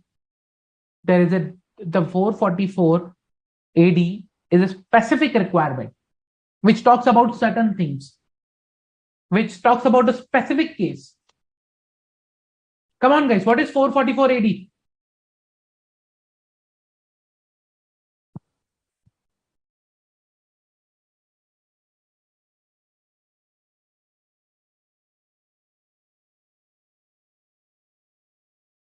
Quickly. Let's say one of your clients comes to you after you become CA one of your clients comes to you to understand whether he is required to get his books of accounts audited or not under Income Tax Act. He is carrying on business. In that case, what you will advise him with what the section 44 AD, 444 AD talks about. Correct, Namrata?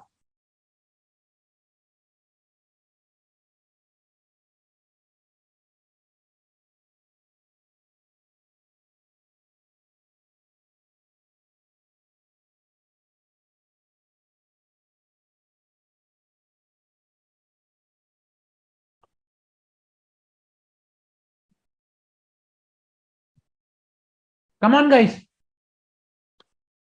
I just received only one answer till now.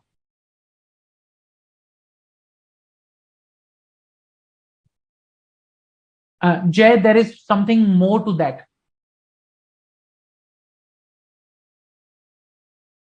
I know your answer is relevant and correct, but there is some more additional requirement to that.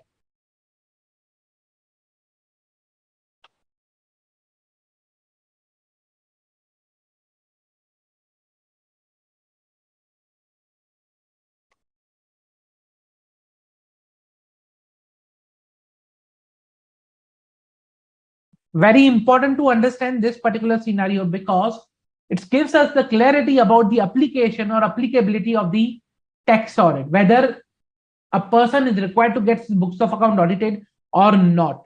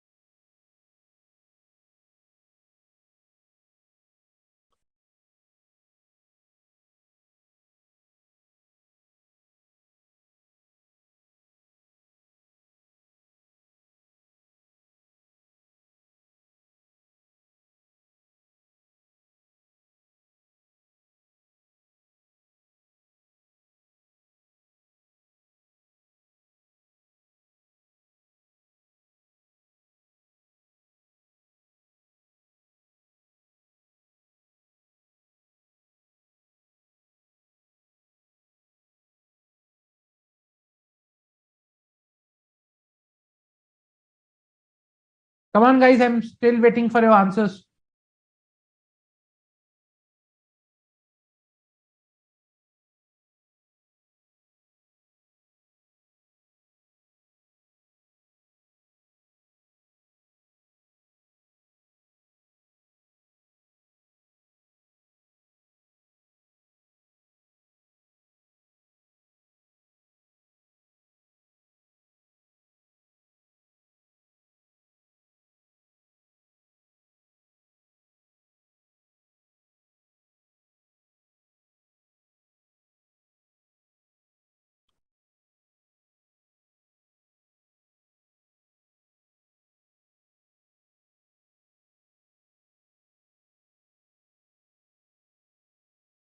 Okay, absolutely correct. Yes, Jay, good.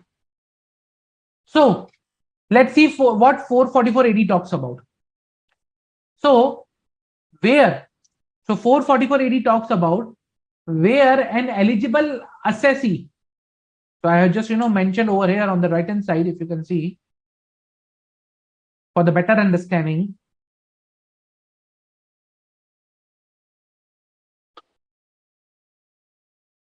So it talks about that where an eligible assessee declares the profit. Okay. Eligible assessee declares the profit in any of the previous year in accordance with the provision of this section, that is 44 AD. Okay. And he declares profit for any of the 5 relevant previous year or the assessment year not in accordance with the provisions of subsection 1. Means earlier he was declaring. But now not in accordance with the provision of subsection 1. for the 5 years. For 5 years, the block period is for 5 years. Okay. Now he's not declaring. Then he shall not be eligible to claim the benefit under this provision and everything is there. But this is 44 ADA 4, wherein if he was declaring, but now he's not declaring in the block of 5 years, once he was declaring, okay, then he shall not be eligible to claim the benefit of the provision of this section for 5 assessment years subsequent to the assessment year in which the profit has not been declared in accordance with the provision. So again, when you are declaring from that particular year till 5 years, if you are not declaring, then you are not eligible to get benefit for the next 5 years. So for next 5 years, this particular provision 44 ADA 4 will be applicable.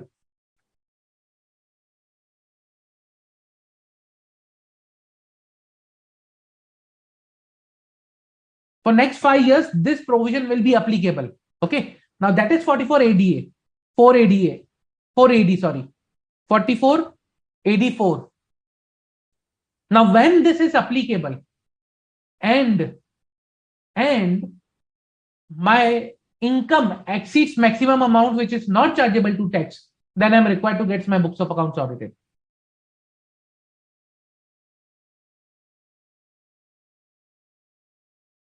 Also, there is some provisions given that provided that the section shall not apply to a person who declare profit and gains from previous year in accordance with the provision of 144 AD and his total sale gross turnover receipts as the case may be does not exceed 2 crores in any previous year, because that is the limit in my 44 AD for 2 crores. Provided further that this section shall not apply to a person who derives income by the nature referred in 44B BBA on the first day of April, or the case may be whichever is later. So there is specific exclusion for 44B and BBA. Also provided that in the case where such a person is required by or under any law to get his account audited, it shall be sufficient compliance with the provision of this section if the person gets the account audited of such business or profession under such law before the specified date. One thing. So if a person is required under any other law to get his account audited, and if that person, okay, gets his account audited under such law before the specified date, plus there is again and, which is important over here, and furnishes by the date the report as required under such other law, and further a report by the accountant in the form prescribed under this section, then it shall be sufficient. Means he needs to provide two things: report of audit as required under such other law, and further report by accountant in the form prescribed under this section. Then it is fine. So let's say, for example, if it is Companies Act, that any other law, that is Companies Act, then report under Companies Act, audit report under Companies Act, plus audit report under this section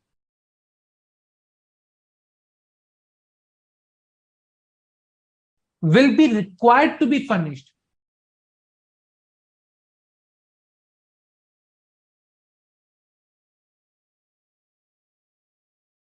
So the requirement, now understand, there is a requirement, still the requirement of furnishing the report, okay, even though there is another audit under any other law, but the sufficient compliance will be with respect to gets his account audited. Means you are not required to get your accounts audited twice, but the report is required to be furnished. Understand? So there is a requirement that, okay, if you are getting your accounts audited in any other law, then you are fine. You get the accounts audited in that law, that is fine. You are not required to get your account audited again, but still there is a requirement for the furnishing of the report. So you are not excluded from the requirement of furnishing the report, but you are excluded from your getting your accounts audited again. Understand that. So that is a sufficient compliance with the provision if the person gets the accounts of such business or profession audited under such law. So with respect to the auditing, you get the compliance, sufficient compliance, but still you are required to furnish the report under that law also, under this section also. And when I talk about this section, prescribed under this section, that is this prescribed in the prescribed form and with such particulars as may be prescribed, both.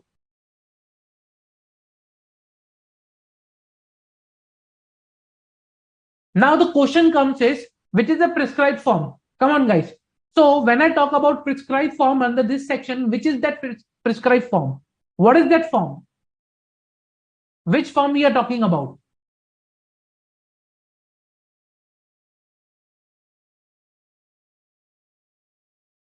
Which is this prescribed form? Tell me.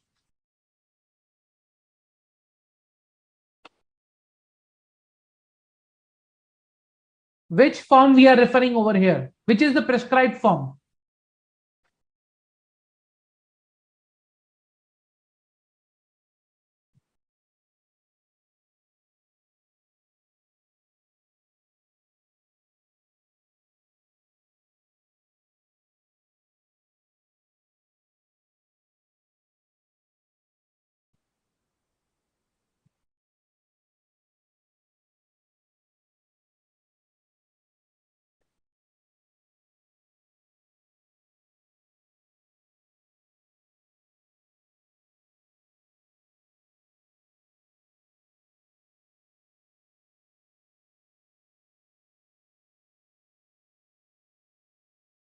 Come on, guys.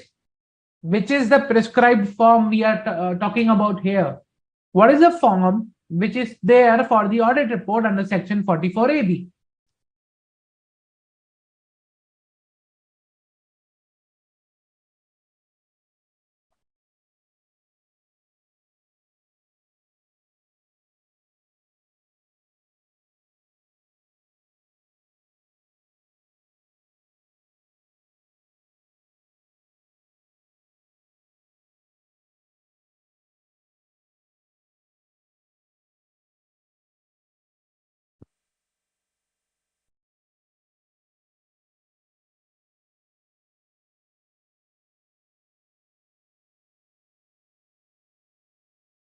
Okay, good, Janvi.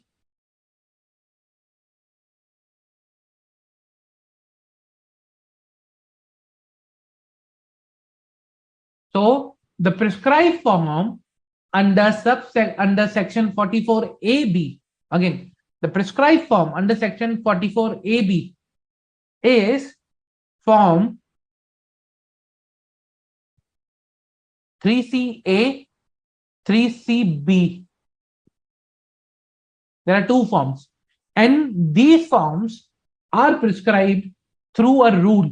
So obviously, when I say prescribed, there is a prescribed, rule. There is a rule which talks about the prescribed form, and that rule is Rule 6G.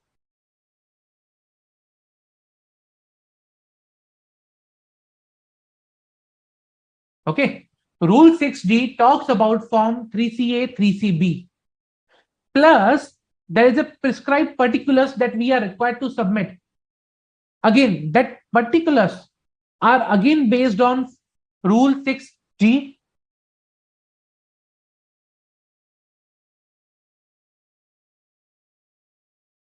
Now you tell me, which is the form for this prescribed particulars? The form for the, now we saw 3CA, 3CB for the audit report, prescribed form for the report. What is the prescribed form for the particulars that are required to be submitted under this particular section? Correct? Yes, it's form 3CD. Okay, form 3CD talks about that particulars that is required to be submitted. Any doubt?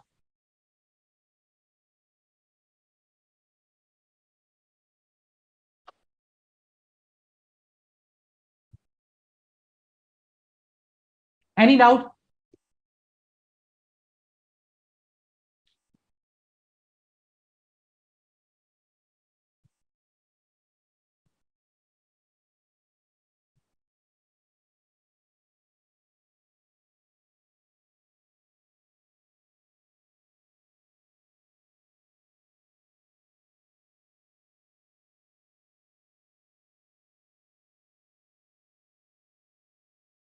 Okay.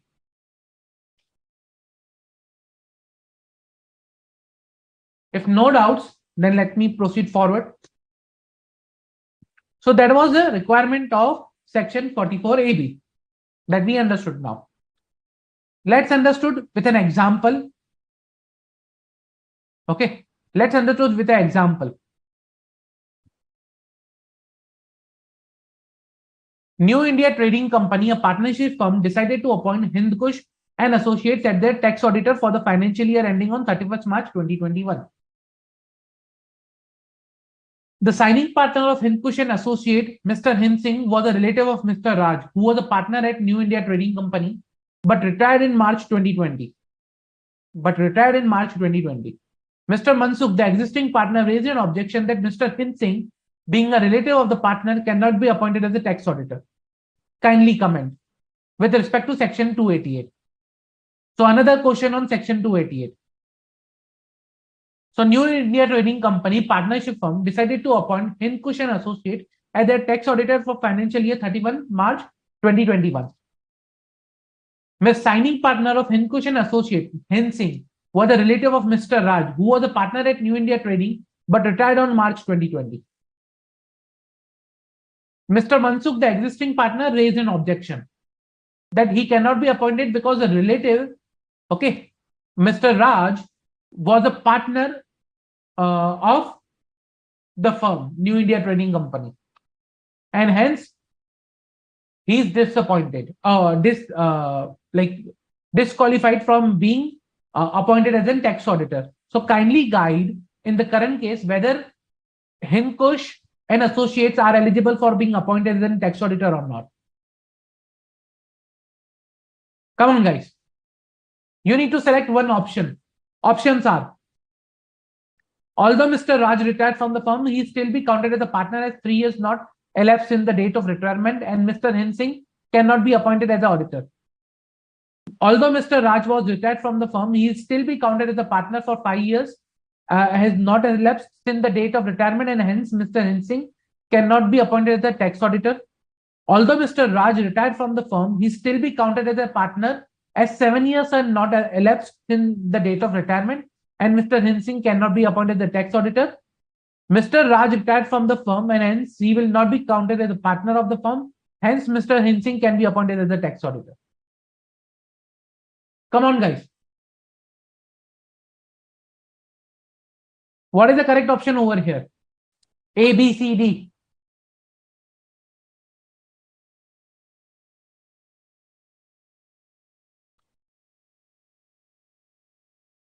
Okay, good, Namrata.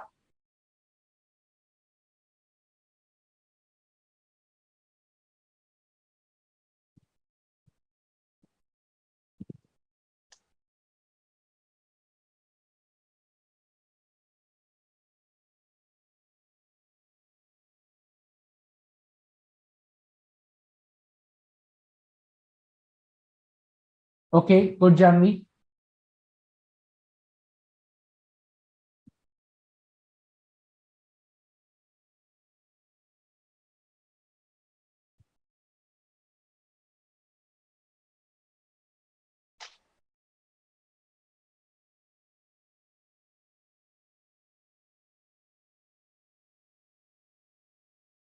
Come on, guys. What would be the correct answer over here?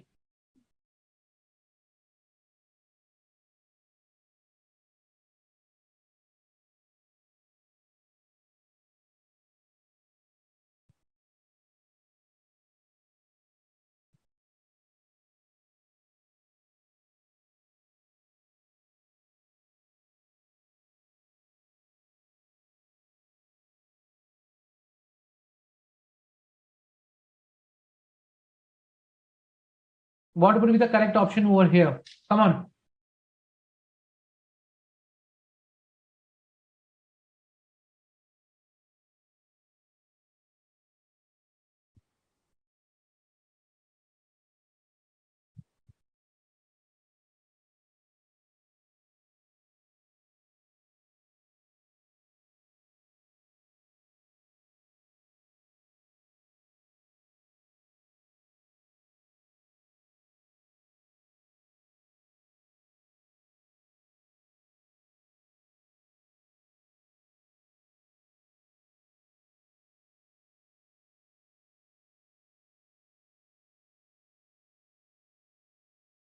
What would be the correct option, guys?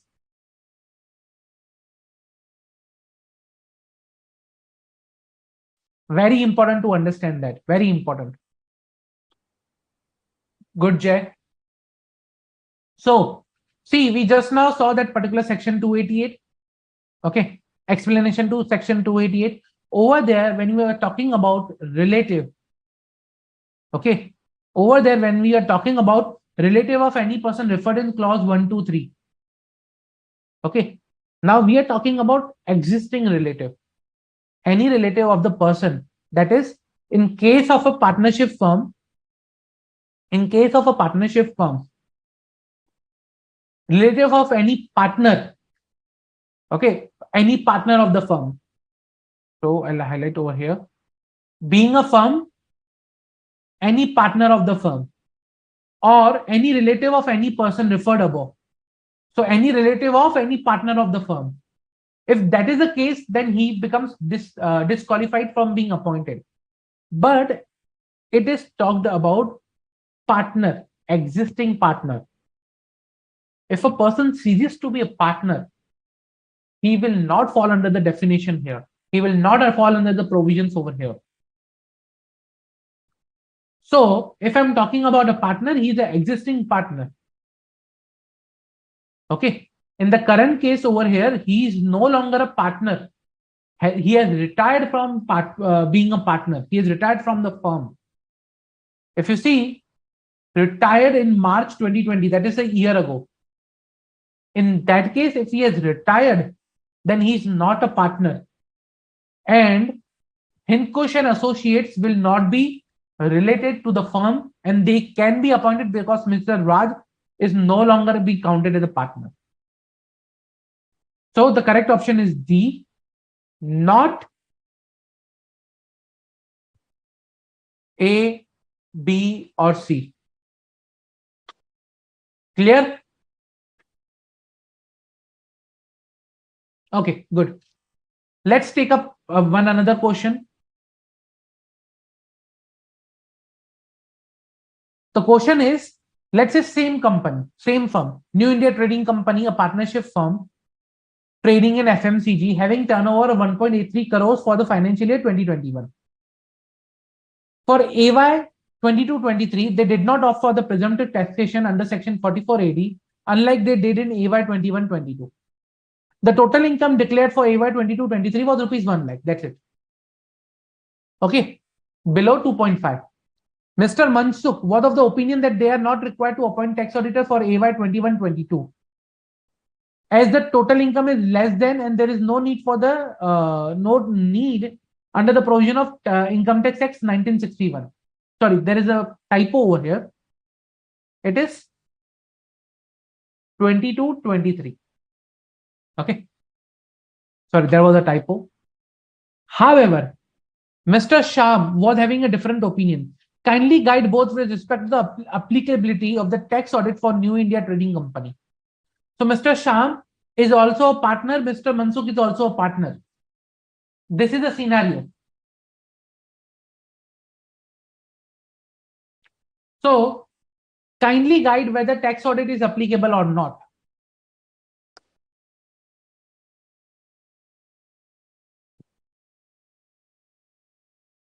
We are talking about AY 22-23.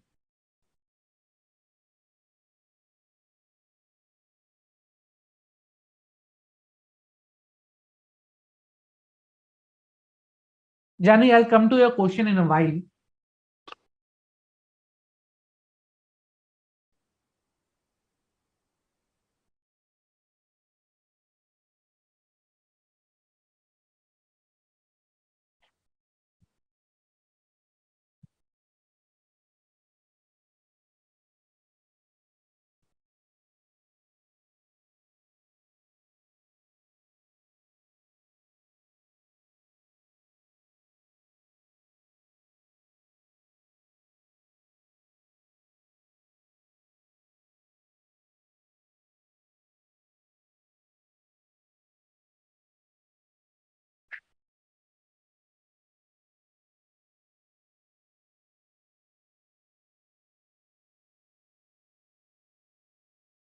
Come on, guys. Whether tax audit will be applicable or not. Good, Janvi. Also pay focus on the total income, which could be below the threshold limit. Could be that you need to evaluate.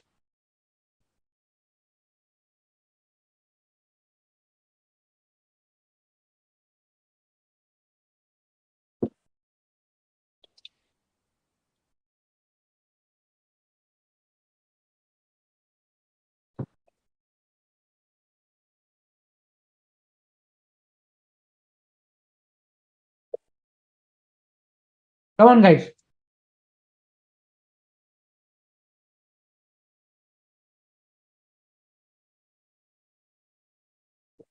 Good, Jeff.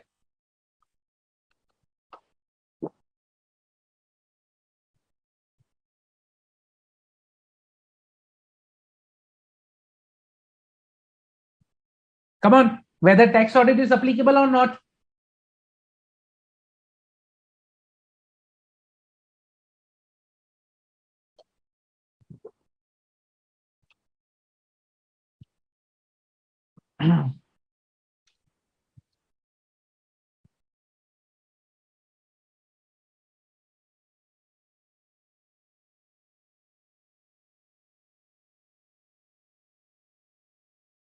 Think. Absolutely correct, Jeff. Absolutely correct.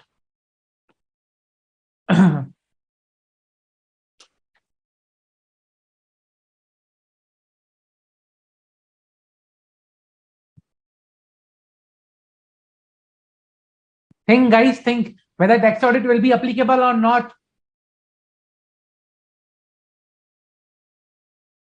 Okay. Let us solve this question. Now, for the tax audit's applicability, there are two conditions in this scenario. Number one, applicability of the 44 ADA 4, okay, subsection 4 of 44 AD, plus another condition which was maximum amount not chargeable to tax. Okay. So the condition number one,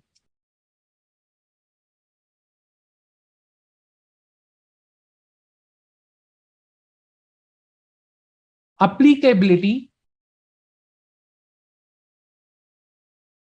of section 44 AD 4. 44 AD 4. In the current case, they opted for the presumptive taxation, okay, in previous year. Like, see, unlike they did in AY 21-22, they did not opt for the presumptive taxation under section 44 AD for AY 22-23, unlike they did in AY 21-22. Means in previous year, subsequent to the AY 21-22, they did opt for the presumptive, but they have not opted. Now, within the block of 5 years from the period when you opted, okay, in the year in which you opted, if you did not opt for the section 44 AD and you claim your income to be lower than the prescribed limit, okay, in the current case, they declared the income which is lower than the prescribed limit, okay, then 44 AB ADA will be applicable.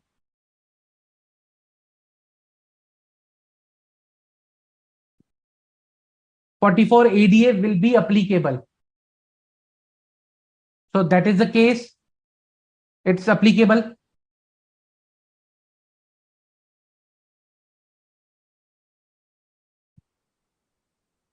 Number two, their income is maximum amount of income not chargeable to tax.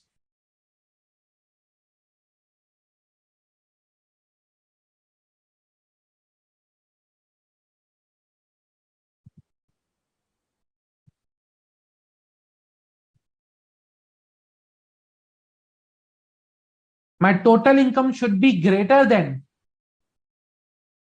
maximum amount not chargeable to tax. If the total income is greater than maximum amount not chargeable to tax, in that case, what will be the scenario?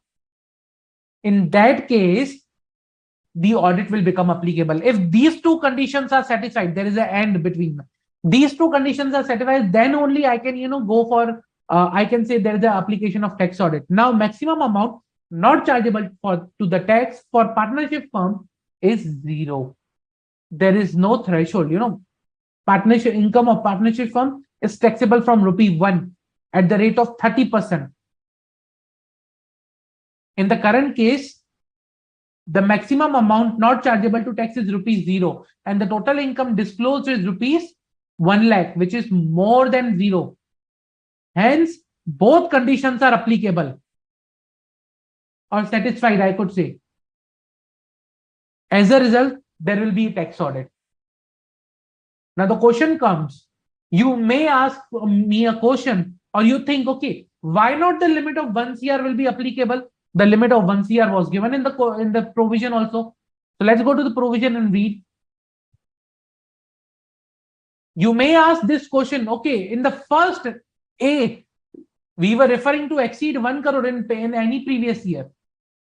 I agree there is a limit given of 1 crore, but there is a provision also given in this particular section that this section shall not apply to a person who declares profit and gains for previous year in accordance with the provisions of section 1 of 44 AD, and his total sale, turnover, gross receipt, as the case may be, in the business does not exceed 2 crores in such previous year. So if it does not exceed 2 crores and he is falling under section 44 AD, then 1 crore limit will not be applicable. Any which ways, let's say for example, hypothetical example, if I say that, okay, still in the current case, okay, in the current case, his turnover exceeds 1 CR. He is not opting for 44 AD, but he falls under section 4484. By default, he is falling under section 4484. That's why he is getting out of the scope of 1 crore limit. But if, let's say, for example, 4484 was not applicable, 4480 was not applicable, still 1 CR limit will be applicable and he will be eligible for tax audit.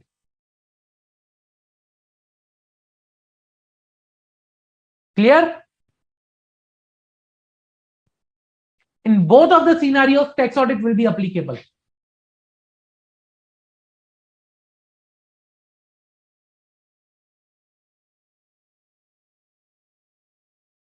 Any doubt?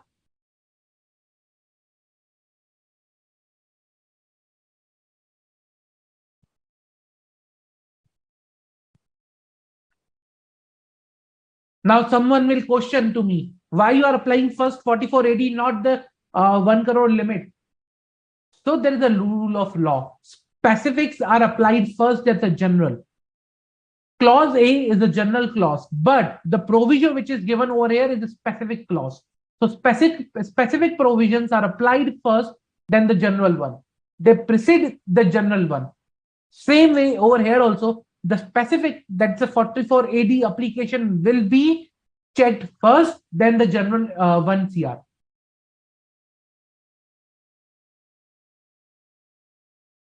Clear?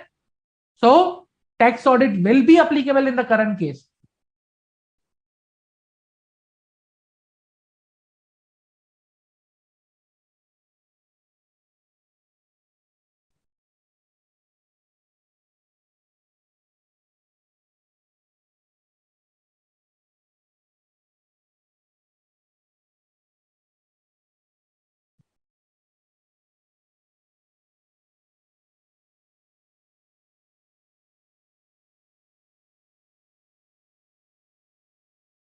Any doubt?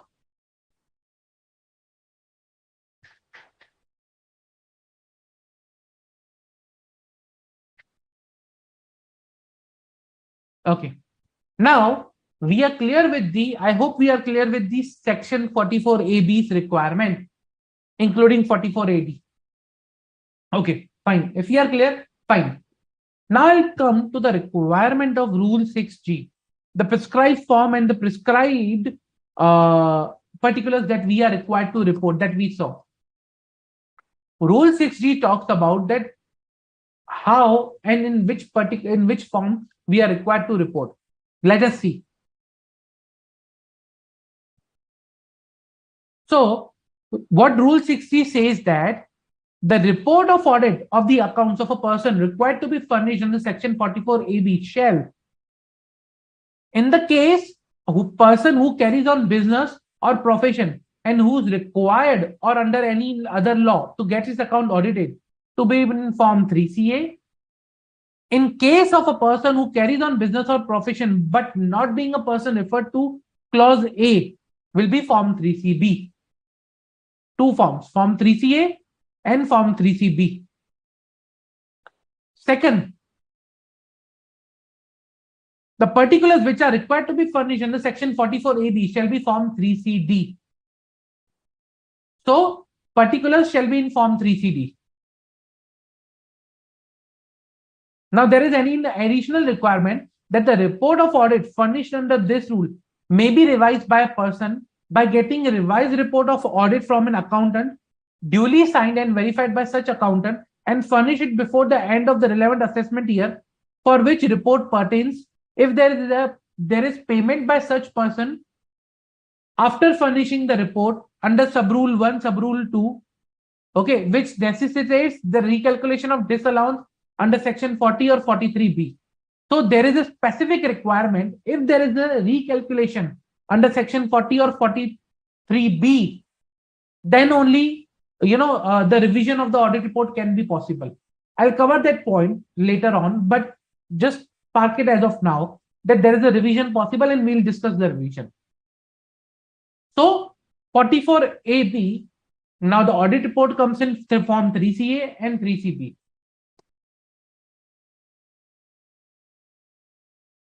Let's discuss Form 3CA and 3CB.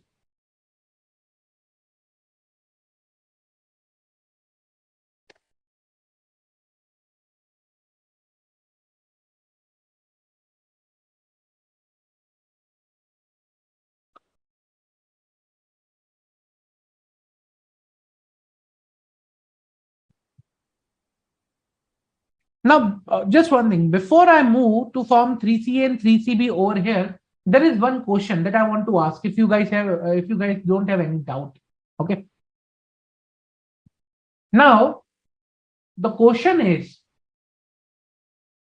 now let's say, for example, there is an audit required to be performed when there is another audit which is required to be performed. Okay. In that case, we are required to use Form 3CA. In that case, we are required to use Form 3CA. What if the person who is performing the audit any other law is not the person who is performing tax audit?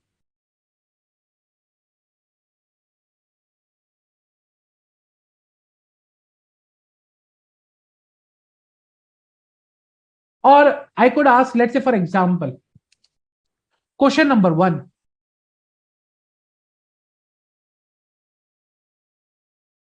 Whether statutory auditor under Companies Act and tax auditor under Income Tax Act for a company needs to be same or different.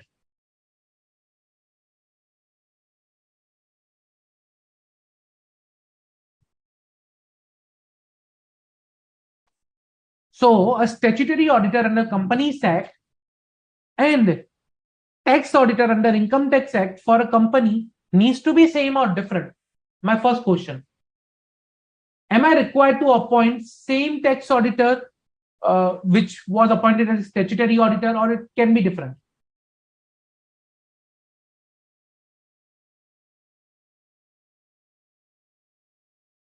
Same or different?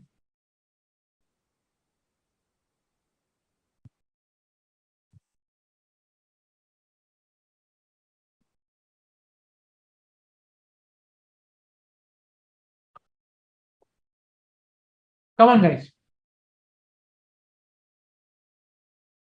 Same or they can be different.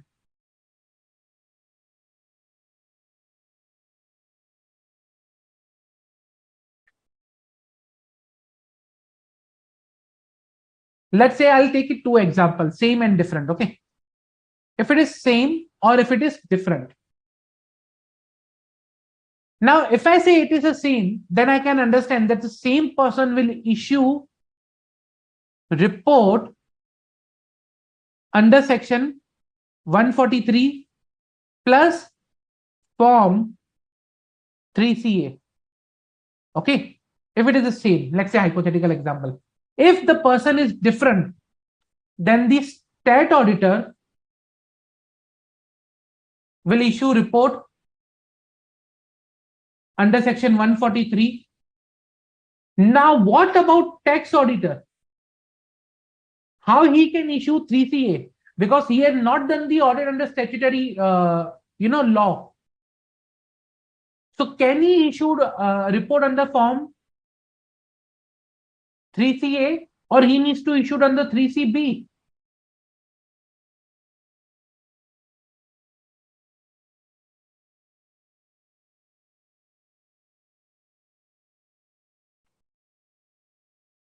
Absolutely correct, Janvi and Namrata. So tax auditor can be same and can be different, both. Remember, there is no requirement to appoint the same as a tax auditor. No requirement, okay, to appoint same person as tax auditor. Okay, if now this is the case, now he can be same also, he can be different also. If he is the same, I can understand, okay, he will issue 143.3 and he will issue form 3CA. What if he is different?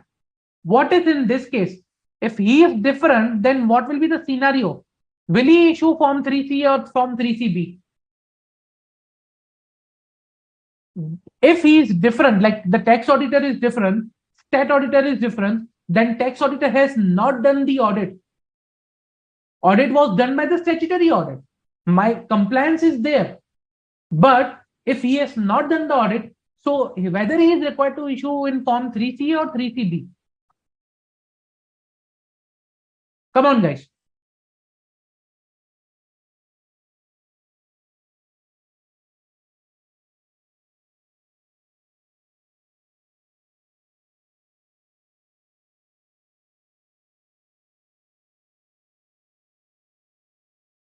Whether he needs to issue report in form 3CA or 3CB. If both are different.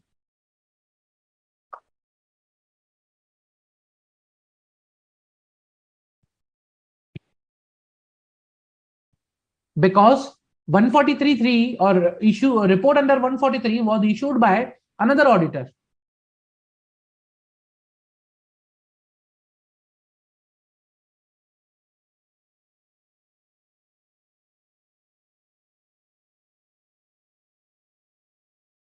Come on, guys, quickly.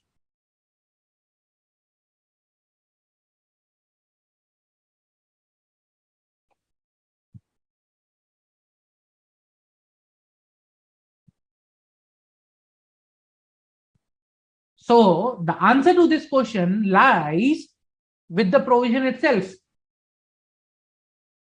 The requirement of form 3CA, 3CB is not dependent upon the auditor. Again, is not dependent on the auditor. It's dependent on the person who is getting his accounts audited. So if you see, in a case of a person, okay, who is required, in a case of a person who is required to get his account audited, again, required to get his account audited by any other law, then it should be in form 3CA. Doesn't matter it's the same auditor or different auditor, and the same you can recheck with the form 3CA. I'll tell you, when you read the form 3CA, that IV report that the statutory audit of Messrs. This name of the and address of the company or permanent account number was conducted by, very important, me, us, or Messrs. Means it gives an option to have a name of a different statutory auditor than yours. If the auditor is different, then in that case, it will not be me, it will not be us, it will be Messrs. Other company or other statutory auditor who has done the audit. Are you getting my point? So the requirement of Form 3CA, 3CB issuance does not depend upon the different statutory auditor or same statutory auditor, but depends upon the person who is required to get its books of accounts audited. So it will be still Form 3CA, not 3CB. Although my auditor will be different or same, doesn't matter.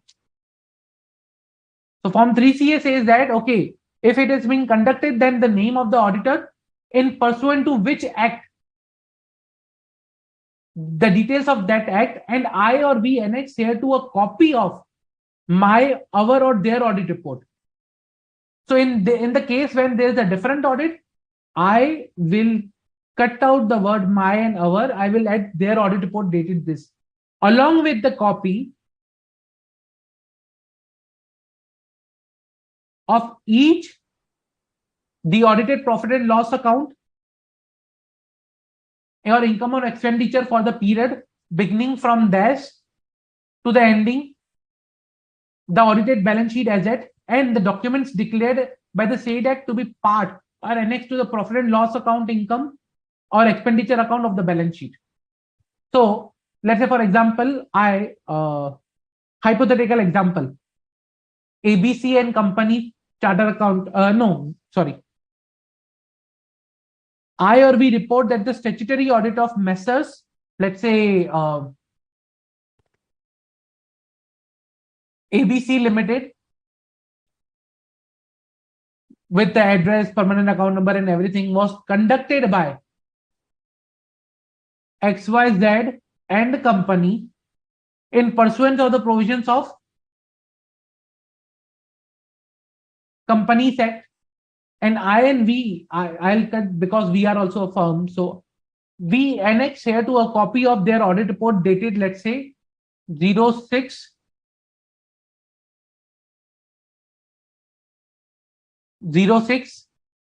2023, hypothetical example with a date. The audit of profit and loss account or income and expenditure. Income and expenditure will come if it is a non-profit, but I'll say profit and loss account because it's the business for the period ended beginning from 01/04/2022 to 31st March 2023, audited balance sheet as at 31st March 23, and other documents that are required to be annexed to. I'll cut the word income and expenditure account because it's a profit and loss account and balance sheet. Okay. Then see the words. The statement of the particulars required to be furnished under section 44 AB is annexed here in Form 3CD. In my opinion or our opinion, and to the best of information, our information explanation, examination of the books of account, including other relevant document and explanation given us, the particular given in the Form 3CD are true and correct, subject to the following qualifications. Again, I am not issuing any opinion. If you see over here,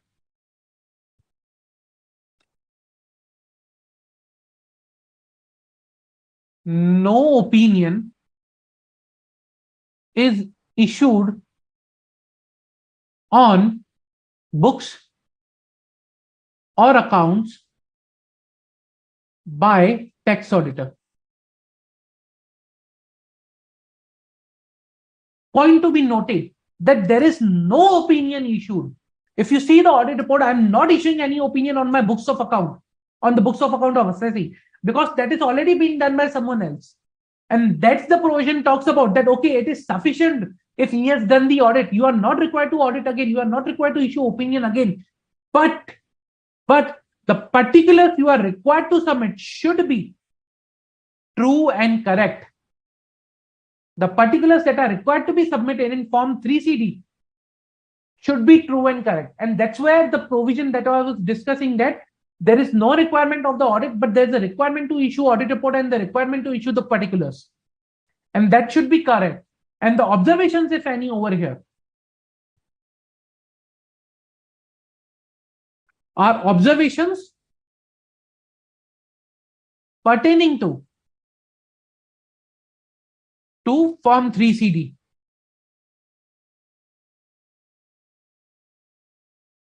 Very important point to understand, that a separate opinion is not issued. And if you are not issuing a separate opinion, then your audit procedures will differ.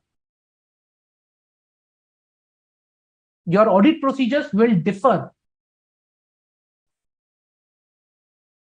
Clear? And then you have a signature, name, full address, place and date in the audit report.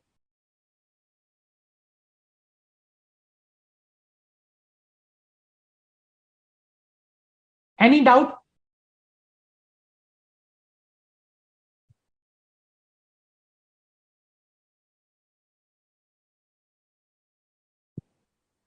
Any doubt?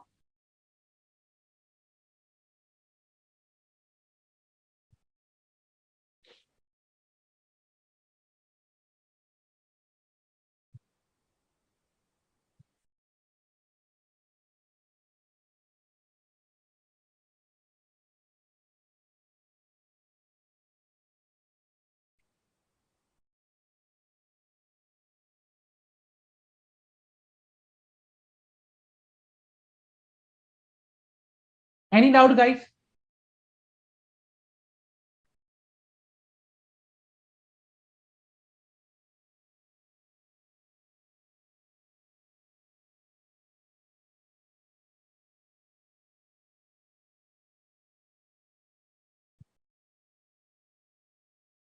Okay. Now, let us see Form 3CB then. And I'll show you the difference.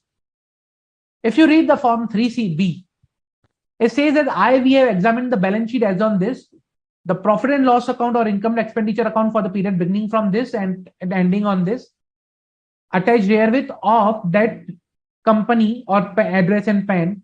IV certified the balance sheet and P&L income expenditure are in agreement with the books of accounts maintained at the head office this and branches. I or we report the following observation, comments or discrepancies, if any. Okay. Subject to the above, we acknowledge that all information and explanation to which, to the best of my knowledge and belief, were necessary for the purpose of audit have been obtained, like I have obtained. In my opinion, proper books of account has been kept by the head office and branches of the assessee so far as appears from my examination of books of account. In my opinion, and best to our information and explanation given to me or us, the said account read with the notes thereon give a true and fair view in the case of balance sheet of the state of affairs of the assessee and of 31st March, and in the case of profit and loss account and income expenditure or surplus or deficit of the assessee for the year ended on that date. See the difference in the wording. Here I am issuing an opinion that I have obtained all the information. In my opinion, proper books of account has been kept. In my opinion, to the best of information, best of our information, gives a true and fair view. The books of accounts or the said accounts give a true and fair view. Okay. In respect of balance sheet and respect of P&L. Plus that they say that I and we certify the balance sheet and P&L are in agreement with the books of accounts. So in Form 3CB, we are issuing an opinion, and again I'm issuing an opinion on true and fair view. I'm issuing opinion giving a true and fair view. So in Form 3CB, I issue an opinion.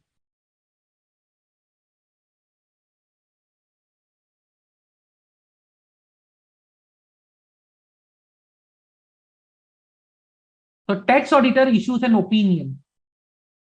And in that case, if there is no audit, tax auditor needs to issue an opinion and gets the books of account. He needs to audit the books of account. And accordingly, the wordings, change in my audit report also. The rest of the two are the same, that the particulars are to be furnished in Form 3CD. And in our opinion, and best to the information according to the explanation given to us, the particulars in Form 3CD are true and correct subject to the following observation. So again, for the particulars in Form 3CD should be true and correct. They should not be true and fair. Clear? Any doubt till now? Any doubt, guys? Any doubt?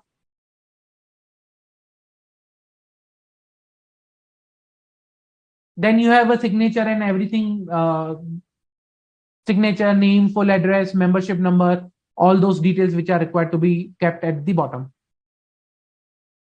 Very important one.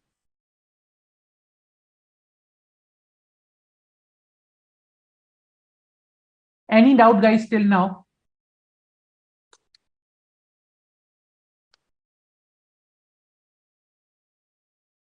I'm showing you the reports, I'm showing you the forms, reason because you can have the understanding what is the different requirement and responsibility in each of the case. It's not that, okay, we are the tax auditor, someone was the statutory auditor, we are still required to perform whole audit. No, there's a different requirement. Till the time you do not understand the responsibility which lies with the role, you will not be able to perform the audit.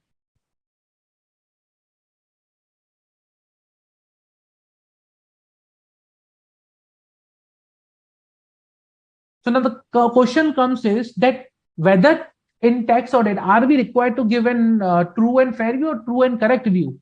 Okay. So when you do an audit, you are required to present, you are required to give a true and fair view. See over here. When the tax auditor is performing the audit, he needs to give a true and fair view. Reasonable assurance.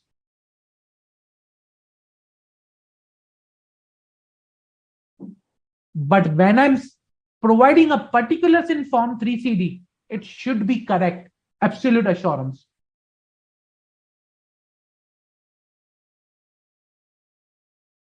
So the particulars which should be in the form should be correct. But when I'm talking about audit, it is again a reasonable assurance. It's a mix of both. In case of Form 3CA, I was not issuing an opinion. So that's why there was no talk about the reasonable assurance or true and fair view. It only was true and correct with respect to the Form 3CD and their particulars. So that was the absolute assurance. Again, for my particulars which are there in Form 3CD. That's it. I hope I'm clear. Any doubts, guys? Any doubt?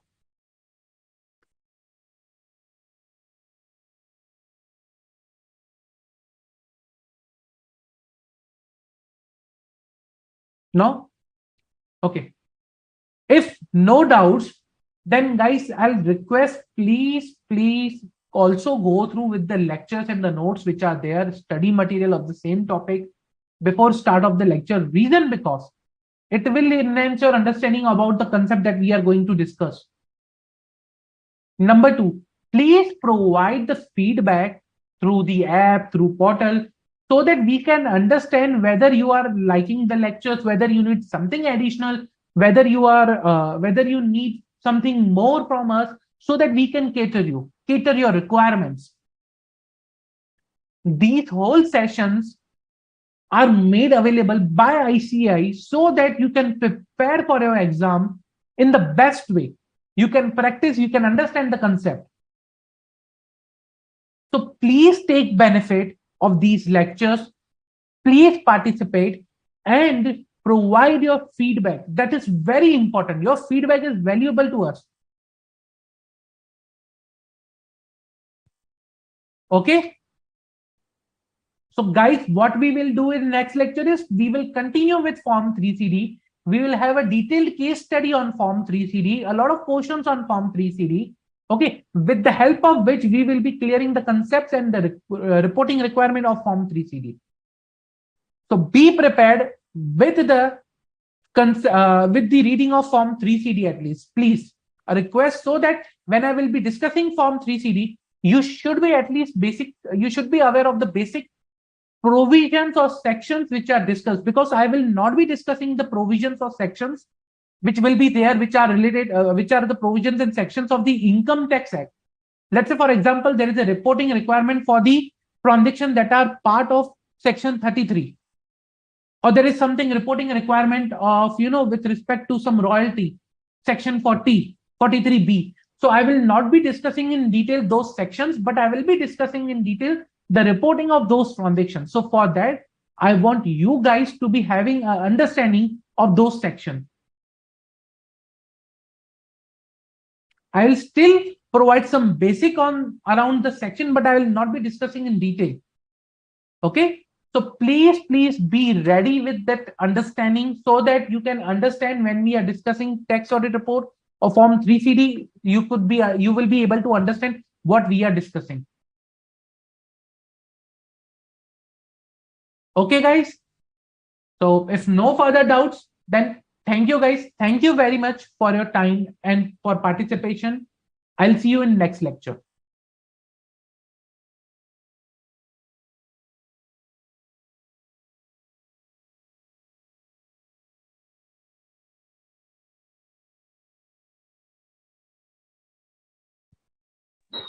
Harshad, Yes, ma'am.